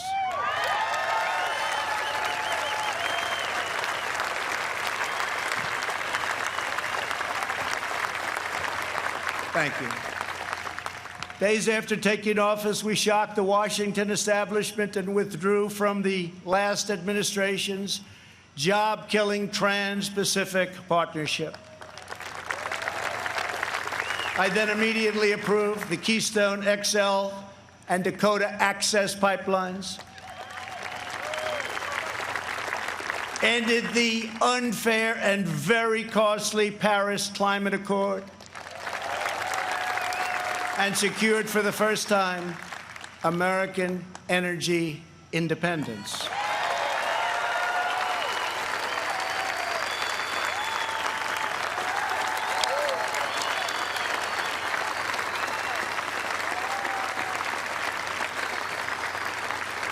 We passed record-setting tax and regulation cuts at a rate nobody had ever seen before. Within 3 short years, we built the strongest economy in the history of the world. Washington insiders asked me not to stand up to China. They pleaded with me to let China continue stealing our jobs, ripping us off, and robbing our country blind. But I kept my word to the American people. We took the toughest, boldest, strongest, and hardest-hitting action against China in American history by far.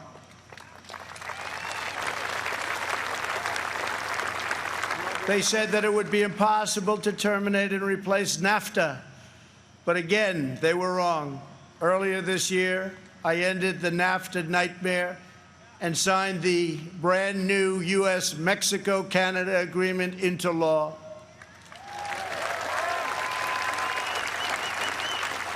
And right now, auto companies and others are building their plants and factories in America, not firing their employees, and not deserting us for other countries.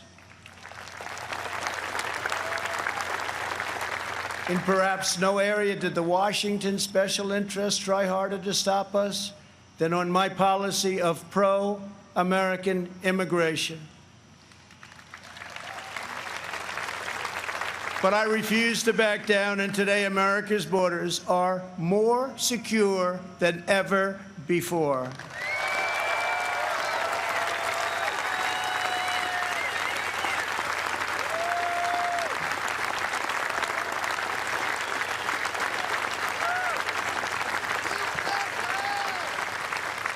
Thank you. We ended catch and release, stopped asylum fraud, took down human traffickers who prey on women and children, and we have deported 20,000 gang members and 500,000 criminal aliens.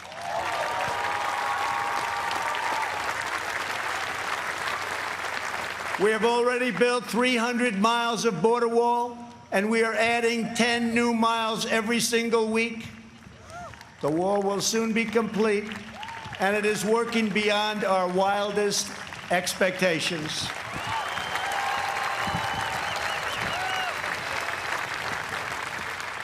We are joined this evening by members of the Border Patrol Union representing our country's courageous border agents. Thank you very much for being here. Thank you. Brave, brave people.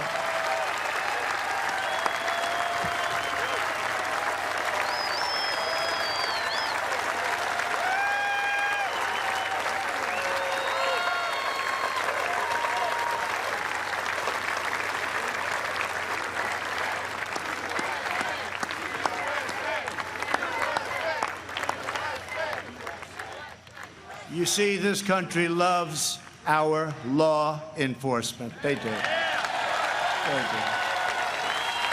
They really do. Love and respect. When I learned that the Tennessee Valley Authority laid off hundreds of American workers and forced them to train their lower-paid foreign replacement, I promptly removed the chairman of the board. And now those talented American workers have been rehired and are back providing power to Georgia, Alabama, Tennessee, Kentucky, Mississippi, North Carolina, and Virginia.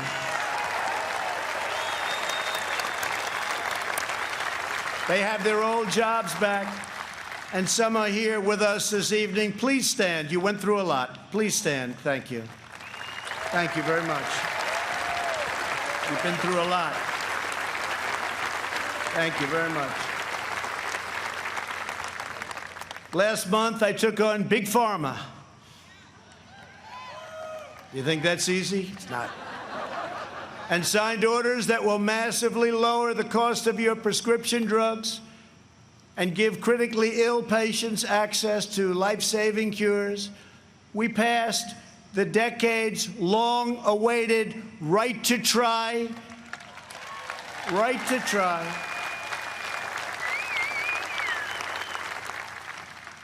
We also passed VA accountability and VA choice. Our great veterans, we're taking care of our veterans. 91% approval rating this month, the VA, given by our veterans. First time anything like that's ever happened. By the end of my first term, we will have approved more than 300 federal judges, including 2 great new Supreme Court justices.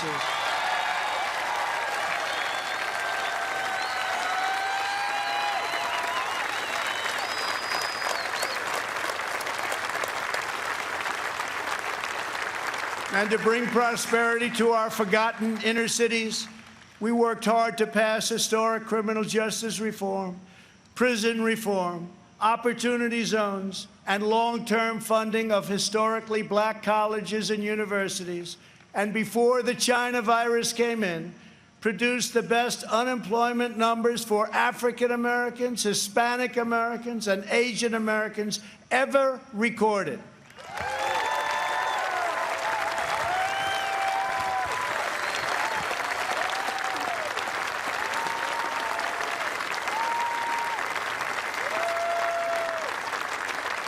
And I say very modestly that I have done more for the African American community than any president since Abraham Lincoln, our first Republican president.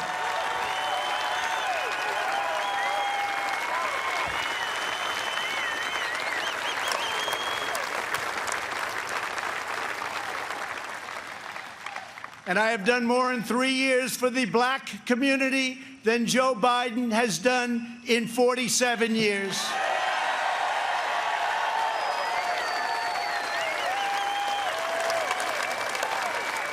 And when I'm reelected, the best is yet to come.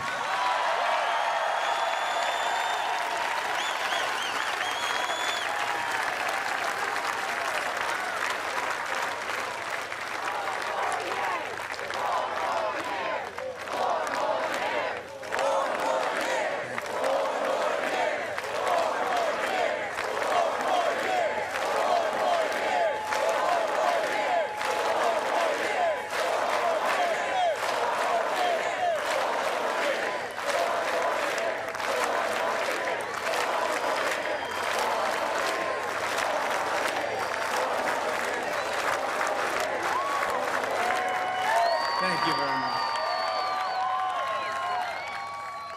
When I took office, the Middle East was in total chaos. ISIS was rampaging, Iran was on the rise, and the war in Afghanistan had no end in sight. I withdrew from the terrible one-sided Iran nuclear deal.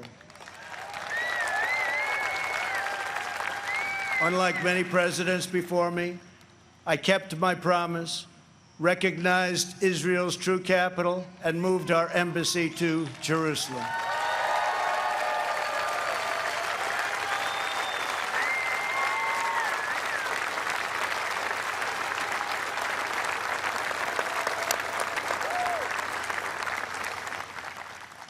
But not only did we talk about it as a future site, we got it built. Rather than spending $1 billion on a new building as planned, we took an already owned existing building in a better location. Real estate deal, right? And opened it at a cost of less than $500,000.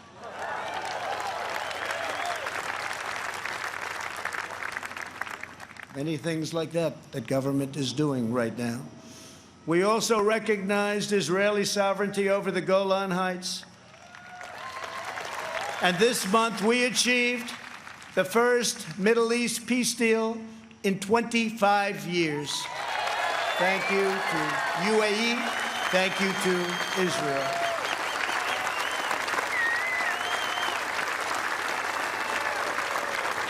In addition, we obliterated 100% of the ISIS caliphate and killed its founder and leader, Abu Bakr al-Baghdadi.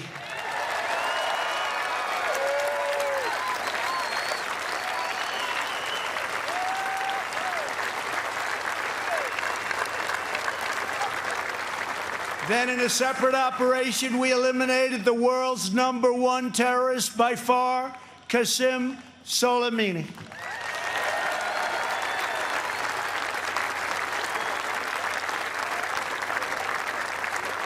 Unlike previous administrations, I have kept America out of new wars, and our troops are coming home.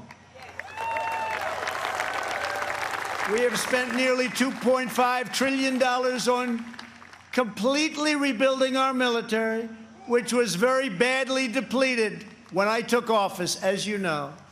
This includes 3 separate pay raises for our great warriors.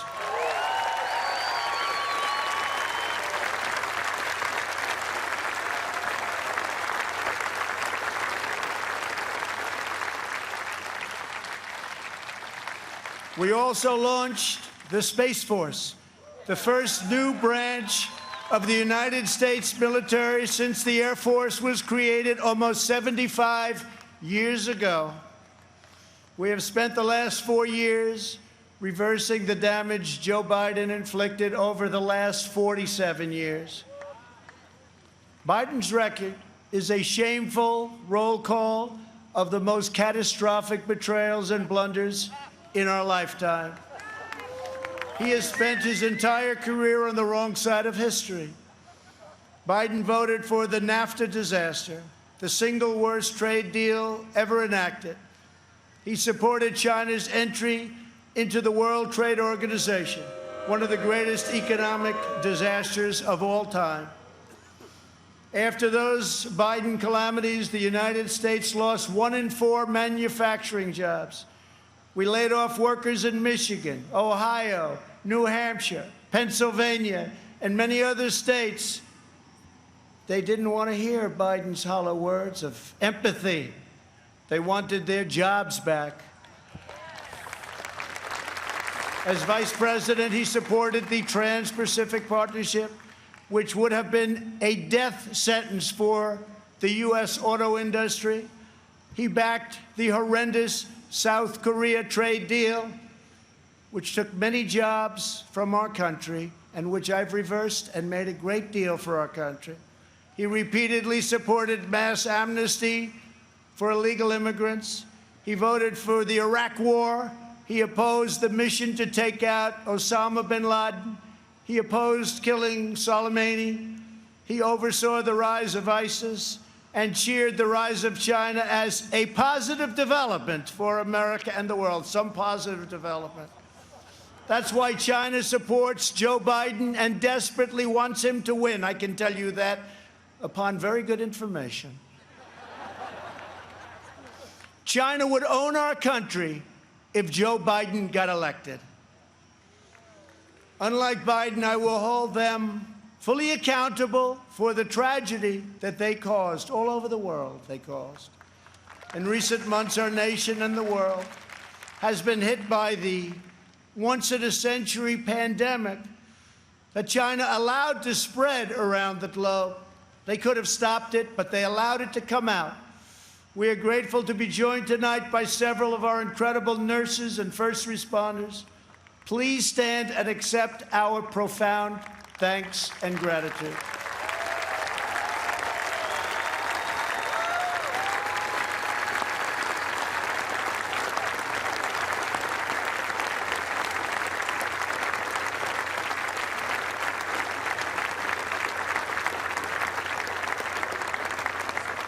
Many Americans, including me, have sadly lost friends and cherished loved ones to this horrible disease. As one nation, we mourn, we grieve, and we hold in our hearts forever the memories of all of those lives that have been so tragically taken, so unnecessary. In their honor, we will unite. In their memory, we will overcome. And when the China virus hit, we launched the largest national mobilization since World War II. Invoking the Defense Production Act, we produced the world's largest supply of ventilators. Not a single American who has needed a ventilator has been denied a ventilator, which is a miracle.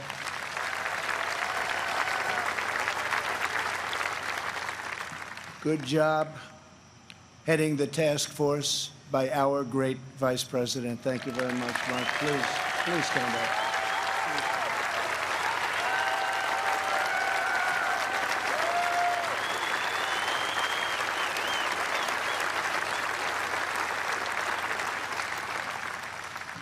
We shipped hundreds of millions of masks, gloves, and gowns to our frontline healthcare workers. To protect our nation's seniors, we rushed supplies, testing kits, and personal To nursing homes, we gave everything you can possibly give, and we're still giving it because we're taking care of our senior citizens. The Army Corps of Engineers built field hospitals, and the Navy deployed our great hospital ships. We developed from scratch the largest and most advanced testing system anywhere in the world. America has tested more than every country in Europe put together, and more than every nation in the Western Hemisphere combined. Think of that. We have conducted 40 million more tests than the next closest nation, which is India. We developed a wide array of effective treatments, including a powerful antibody treatment known as convalescent plasma. You saw that on Sunday night when we announced it, that will save thousands and thousands of lives. Thanks to advances, we have pioneered the fatality rate, and you look at it and you look at the numbers, it has been reduced by 80% since April, 80%. The United States has among the lowest case fatality rates of any major country anywhere in the world.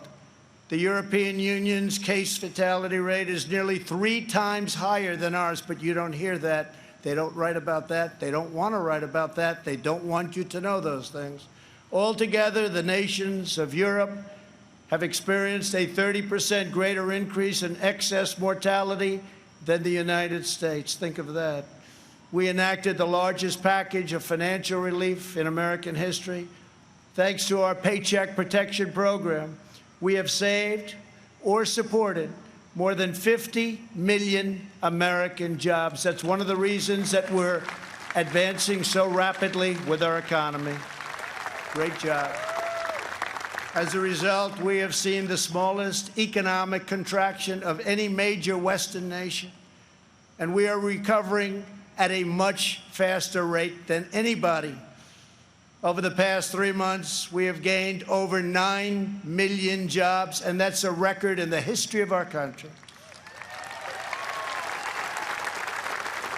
Unfortunately, from the beginning, our opponents have shown themselves capable of nothing but a partisan ability to criticize.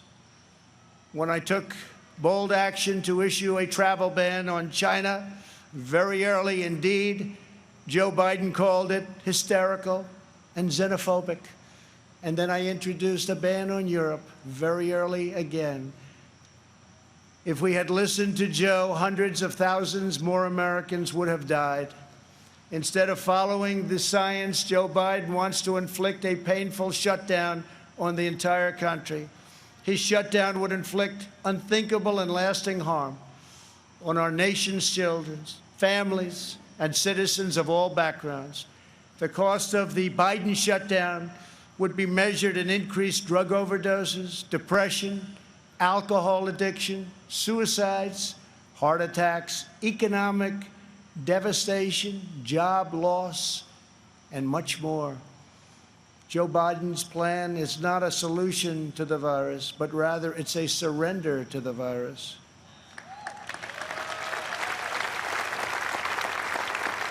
My administration has a very different approach. To save as many lives as possible, we are focusing on the science, the facts, and the data.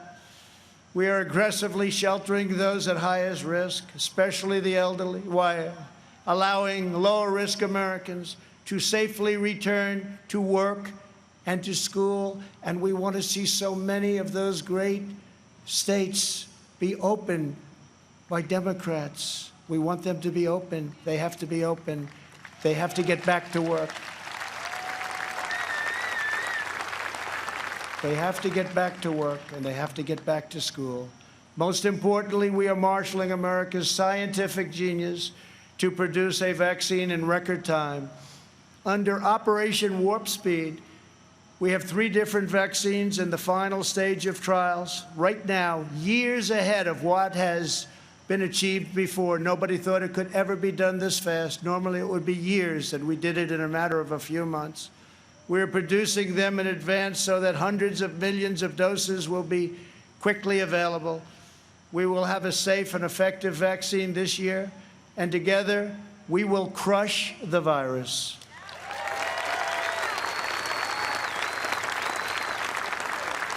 At the Democrat convention, you barely heard a word about their agenda. But that's not because they don't have one. It's because their agenda is the most extreme set of proposals ever put forward by a major party nominee. Joe Biden may claim he is an ally of the light, but when it comes to his agenda, Biden wants to keep us completely in the dark. He doesn't have a clue. He has pledged a $4 trillion tax hike on almost all American families, which will totally collapse our rapidly improving economy and once again, record stock markets that we have right now will also collapse. That means your 401ks, that means all of the stocks that you have. On the other hand, just as I did in my first term, I will cut taxes even further for hardworking moms and dads. I will not raise taxes. I will cut them, and very substantially. And we will also provide tax credits to bring jobs out of China back to America, and we will impose tariffs on any company that leaves America to produce jobs overseas.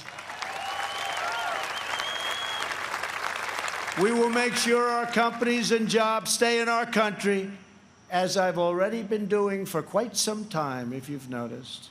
Joe Biden's agenda is made in China. My agenda is made in the USA.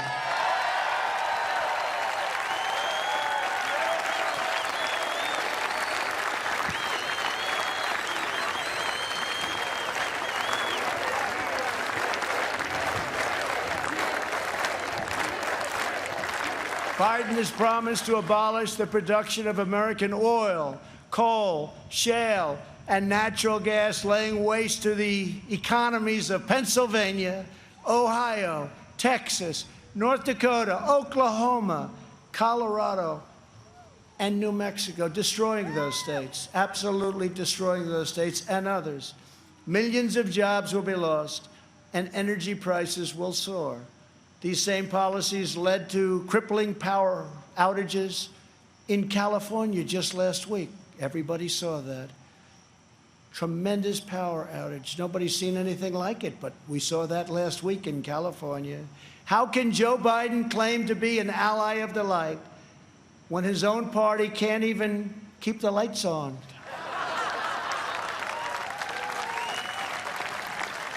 Joe Biden's campaign has even published a 110-page policy platform. You can't get away from this. Co-authored with far-left Senator Crazy Bernie Sanders. The Biden-Bernie manifesto calls for suspending all removals of illegal aliens, implementing nationwide catch and release, and providing illegal aliens with free taxpayer-funded lawyers. Everybody gets a lawyer. Come on over to our country. Everybody has a lawyer. We have a lawyer for you. That's what we need, is more lawyers. Joe Biden recently raised his hand on the debate stage and promised to your giveaway, he was going to give it away, your health care dollars to illegal immigrants, which is going to bring massive number of immigrants into our country. Massive numbers will pour into our country in order to get all of the goodies that they want to give, education, health care, everything. He also supports deadly sanctuary cities that protect criminal aliens. He promised to end national security travel bans from jihadist nations, and he pledged to increase refugee admissions by 700%. This is in the manifesto. The Biden plan would eliminate America's borders in the middle of a global pandemic, and he's even talking about taking the wall down. How about that?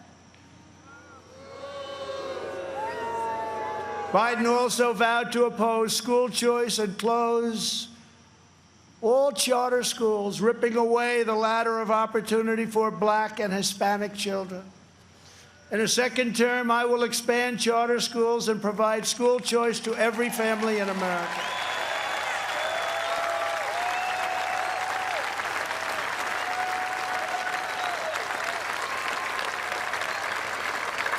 And we will always treat our teachers with the tremendous respect that they deserve. Great people. Great, great people. Joe Biden claims he has empathy for the vulnerable, yet the party he leads supports the extreme late-term abortion of defenseless babies right up until the moment of birth. Democrat leaders talk about moral decency, but they have no problem with stopping a baby's beating heart in the 9th month of pregnancy. Democrat politicians refuse to protect innocent life, and then they lecture us about morality and saving America's soul. Tonight, we proudly declare that all children, born and unborn, have a God-given right to life.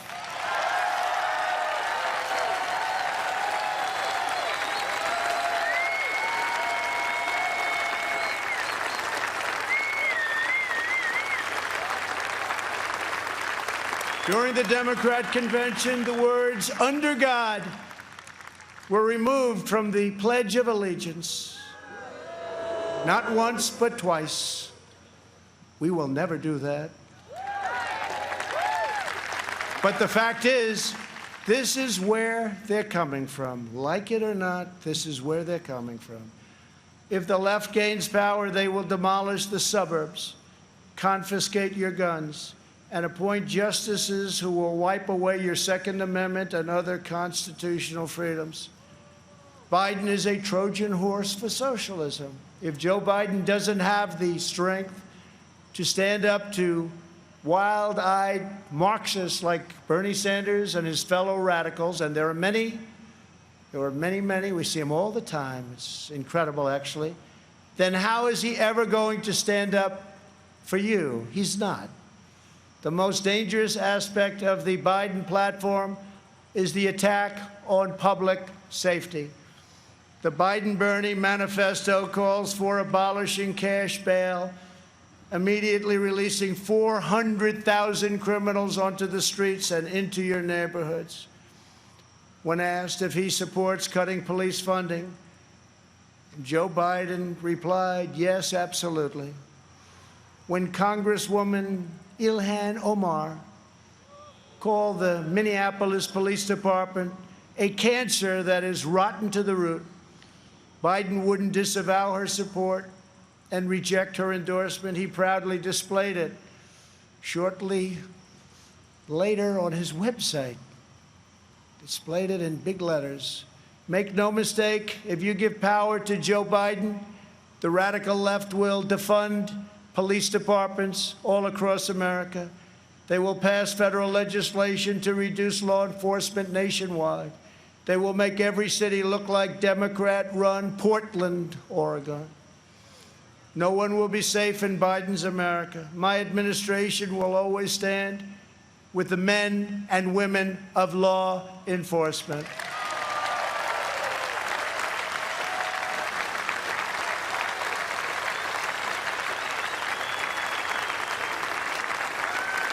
Every day, police officers risk their lives to keep us safe, and every year, many sacrifice their lives in the line of duty. One of these incredible Americans was Detective Miostas Familia. She was part of a team of American heroes called the NYPD, or New York's Finest, who I was very, very proud to get their endorsement just the other day. Great people, great, great people. They were allowed to do their job. You'd have no crime in New York. Rudy Giuliani knows that better than anybody. Thank you, Rudy.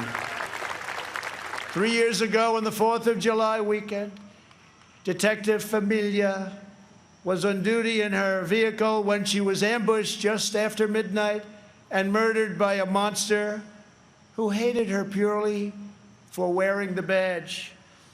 Detective Familia was a single mom. She recently asked for the night shift so she could spend more time with her kids.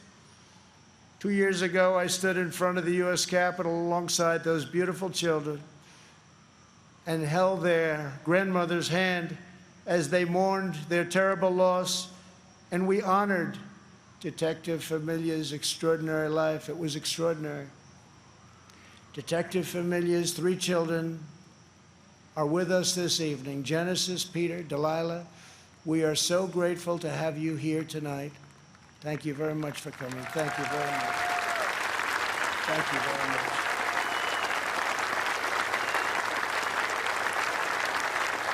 Thank you very much.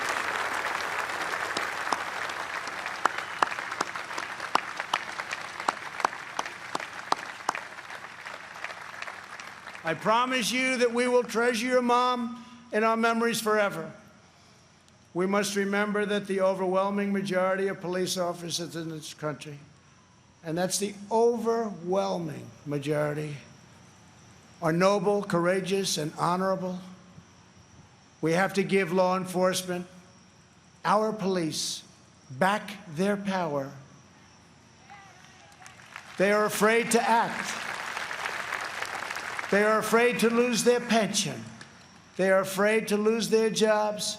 And by being afraid, they are not able to do the job that they so desperately want to do for you. And those who suffer most are the great people who they protect and who they want to protect at an even higher level. When there is police misconduct, the justice system must hold wrongdoers fully and completely accountable, and it will. But when we can never have a situation where things are going on as they are today, we must never allow mob rule. We can never allow mob rule. In the strongest possible terms, the Republican Party condemns the rioting, looting, arson, and violence we have seen in Democrat-run cities all, like Kenosha, Minneapolis, Portland, Chicago, and New York, and many others, Democrat-run. There is violence and danger in the streets of many Democrat-run cities throughout America. This problem could easily be fixed if they wanted to. Just call. We're ready to go in. We'll take care of your problem in a matter of hours. Just call. We have to wait for the call. It's too bad we have to, but we have to wait for the call. We must always have law and order. All federal crimes are being investigated, prosecuted, and punished to the fullest extent of the law. When the anarchists started ripping down our statues and monuments right outside, I signed an order immediately, 10 years in prison. And it was a miracle. It all stopped. No more statues. They said, that's just too long, as they looked at a statue. I think we'll rip it down. Then they said 10 years in prison. I think that's too long. Let's go home. During their convention, Joe Biden and his supporters remained completely silent about the rioters and criminals spreading mayhem in Democrat-run cities. They never even mentioned it during their entire convention. Never once mentioned. Now they're starting to mention it because their poll numbers are going down like a rock in water. It's too late, Joe.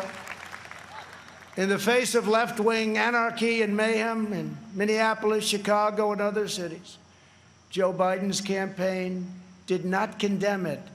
They donated to it. At least 13 members of Joe Biden's campaign staff donated to a fund to bail out vandals, arsonists, anarchists, looters, and rioters from jail.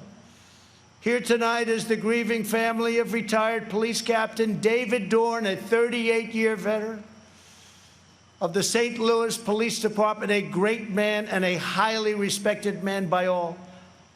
In June, Captain Dorn was shot and killed as he tried to protect a store from rioters and looters, or as the Democrats would call them, peaceful protesters. They call them peaceful protesters. We're honored to be joined tonight by his wonderful wife, Ann, and beloved family members, Brian and Kaylin. To each of you, we will never forget the heroic legacy of Captain David Dorn. Thank you very much for being here. Thank you.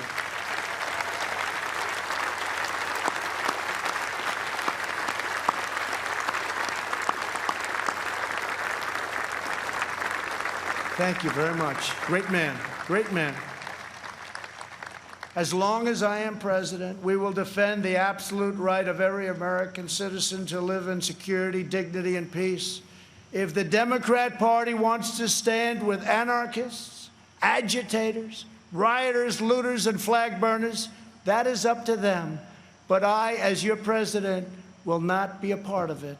The Republican Party will remain the voice of the patriotic heroes who keep America safe and salute the American flag.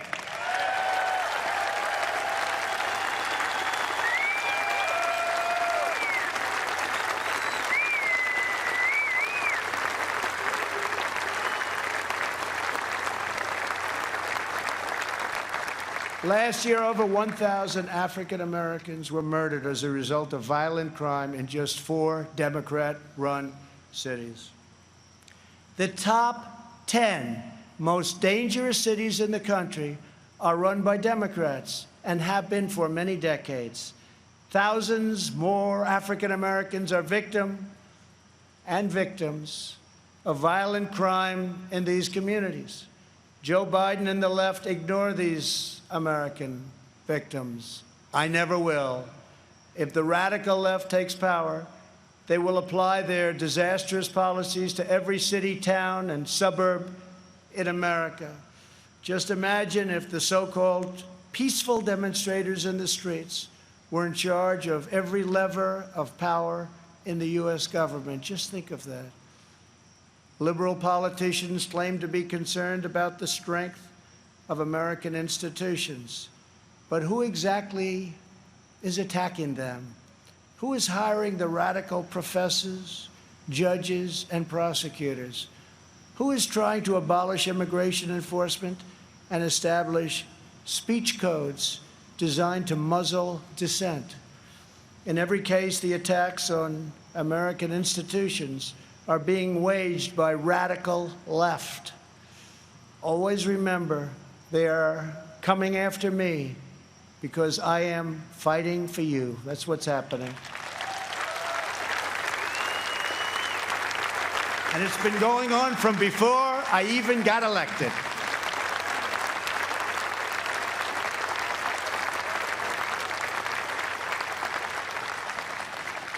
And remember this, they spied on my campaign and they got caught. Let's see now what happens. We must reclaim our independence from the left's repressive mandates. Americans are exhausted trying to keep up with the latest lists of approved words and phrases and the ever more restrictive political decrees. Many things have a different name now, and the rules are constantly changing.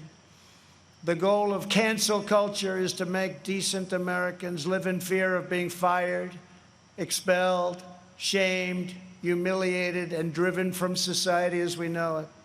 The far left wants to coerce you into saying what you know to be false and scare you out of saying what you know to be true. It's very sad. But on November 3rd, you can send them a very thundering message they will never forget.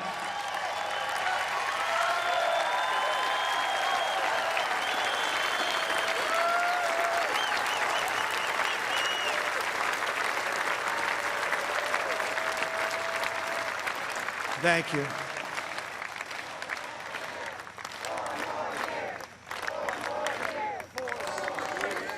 Thank you very much.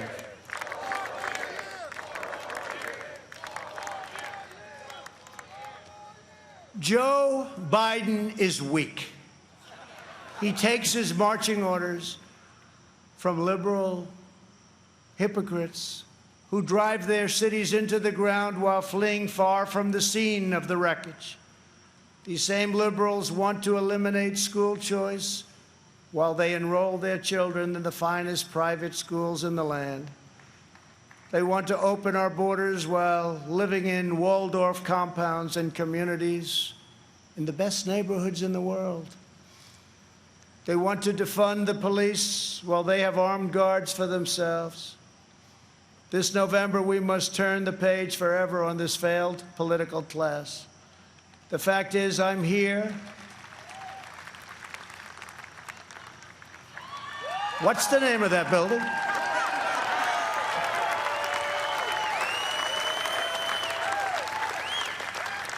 But I'll say it differently. The fact is, we're here and they're not.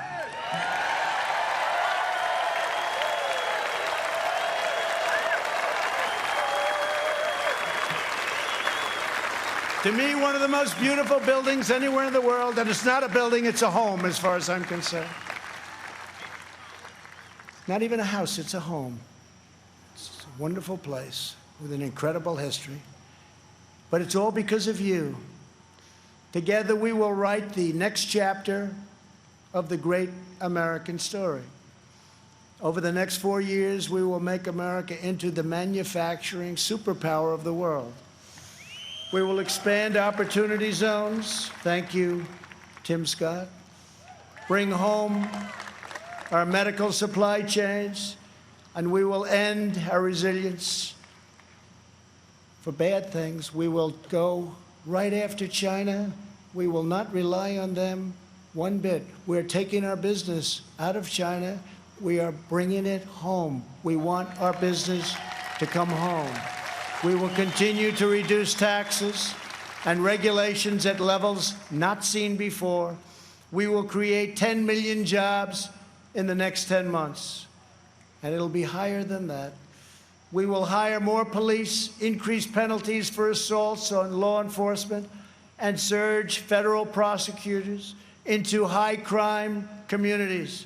We will ban deadly sanctuary cities and ensure that federal health care is protected for American citizens, not for illegal aliens. We will have strong borders, and I've said for years, without borders, we don't have a country.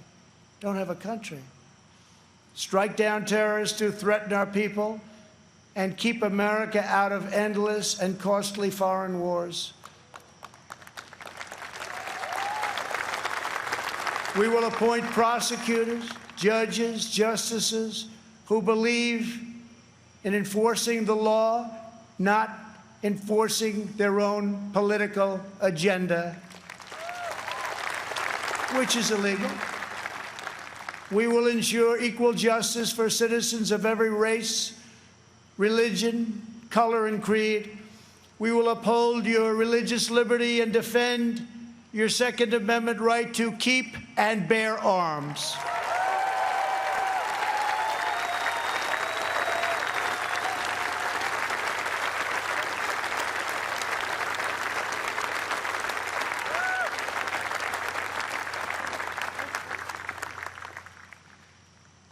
And if we don't win, your Second Amendment doesn't have a chance. I can tell you that.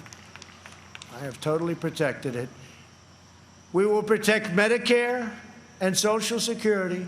We will always and very strongly protect patients with pre-existing conditions. And that is a pledge from the entire Republican Party. Thank you, Kevin. We will end surprise medical billing, require price transparency, and further reduce the cost of prescription drugs and health insurance premiums. They're coming way down. We will greatly expand energy development, continuing to remain the #1 in the world and keep America energy independent.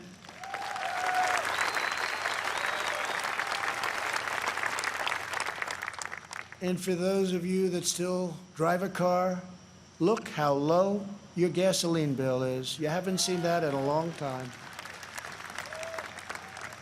We will win the race to 5G and build the world's best cyber and missile defense, already under construction. We will fully restore patriotic education to our schools and always protect. We will always, always protect free speech on college campuses.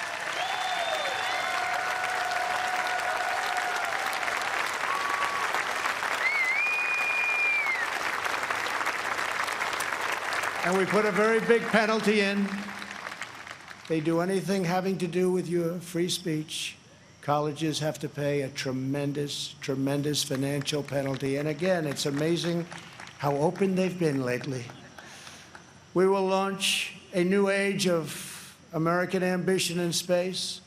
America will land the first woman on the moon, and the United States will be the first nation to plant its beautiful flag on Mars. This is the unifying national agenda that will bring our country together. So tonight I say to all Americans, this is the most important election in the history of our country. There has never been such a difference between two parties or two individuals in ideology, philosophy, or vision than there is right now. Our opponents believe that America is a depraved nation. We want our sons and daughters to know the truth. America is the greatest and most exceptional nation in the history of the world.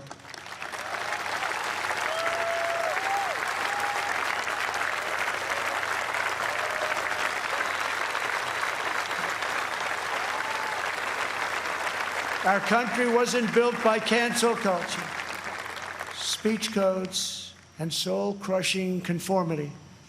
We are not a nation of timid spirits. We are a nation of fierce, proud, and independent American patriots. We're a nation of pilgrims, pioneers, adventurers, explorers, and trailblazers who refuse to be tied down, held back, or in any way reined in. Americans have steel in their spines, grit in their souls, and fire in their hearts. There is no one like us on earth. I want every child in America to know that you are part of the most exciting and incredible adventure in human history. No matter where your family comes from, no matter your background in America, anyone can rise. With hard work, devotion, and drive, you can reach any goal and achieve every ambition.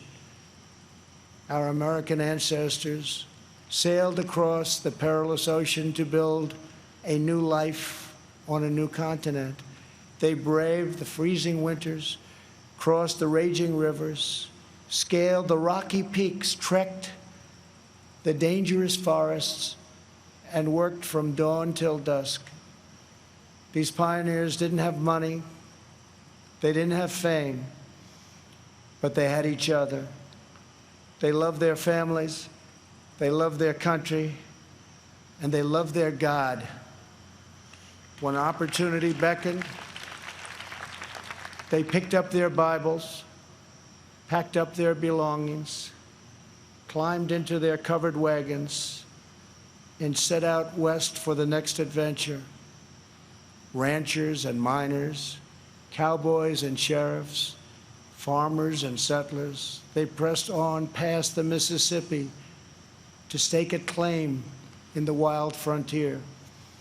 Legends were born: Wyatt Earp, Annie Oakley, Davy Crockett, and Buffalo Bill. Americans built their beautiful homesteads on the open range.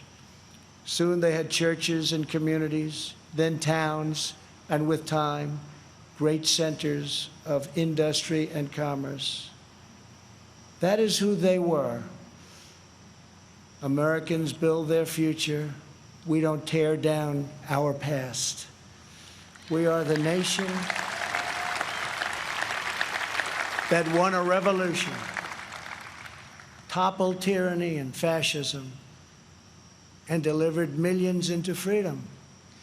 We laid down the railroads, built the great ships, raised up the skyscrapers, revolutionized industry, and sparked a new age of scientific discovery. We set the trends in art and music, radio and film, sport and literature, and we did it all with style and confidence and flair, because that is who we are. Whenever our way of life was threatened, our heroes answered the call. From Yorktown to Gettysburg, from Normandy to Iwo Jima, American patriots raced into cannon blasts, bullets, and bayonets to rescue American liberty. They had no fear, but America didn't stop there. We looked into the sky and kept pressing onward. We built a 6 million pound rocket and launched it thousands of miles into space. We did it so that two brave patriots could stand tall and salute our wondrous American flag planted on the face of the moon. For America, nothing is impossible. Over the next 4 years, we will prove worthy of this magnificent legacy. We will reach stunning new heights, and we will show that the world, for America, there is a dream, and it is not beyond your reach. Together we are unstoppable. Together we are unbeatable, because together we are the proud citizens of the United States of America.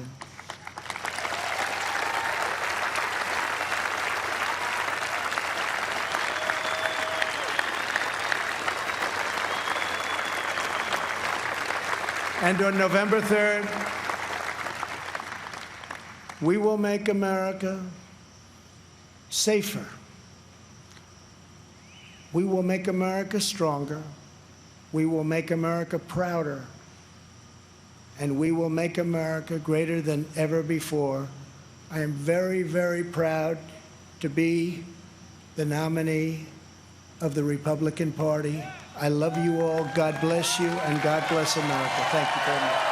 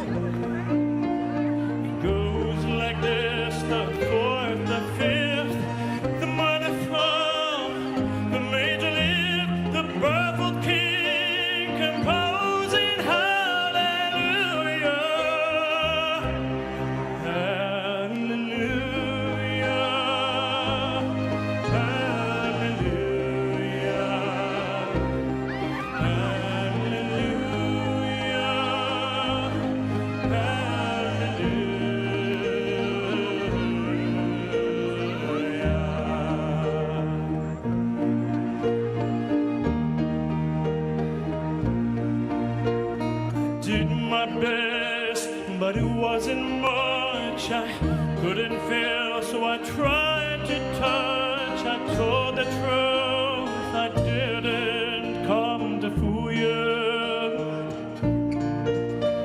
And even though it all went wrong, I stand before the Lord of Sun with nothing on my tongue but hallelujah.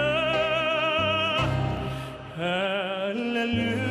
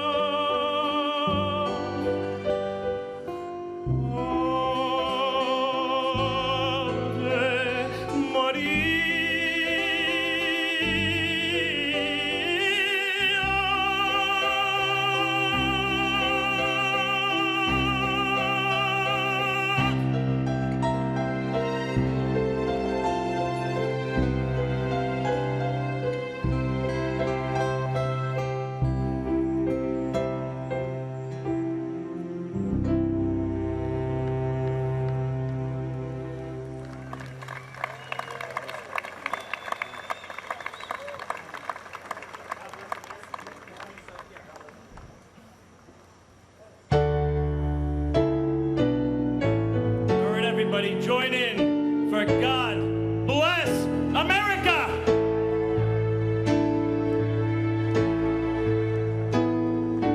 God bless America. When that oil Lord stand beside her and guide her through the night with light from above.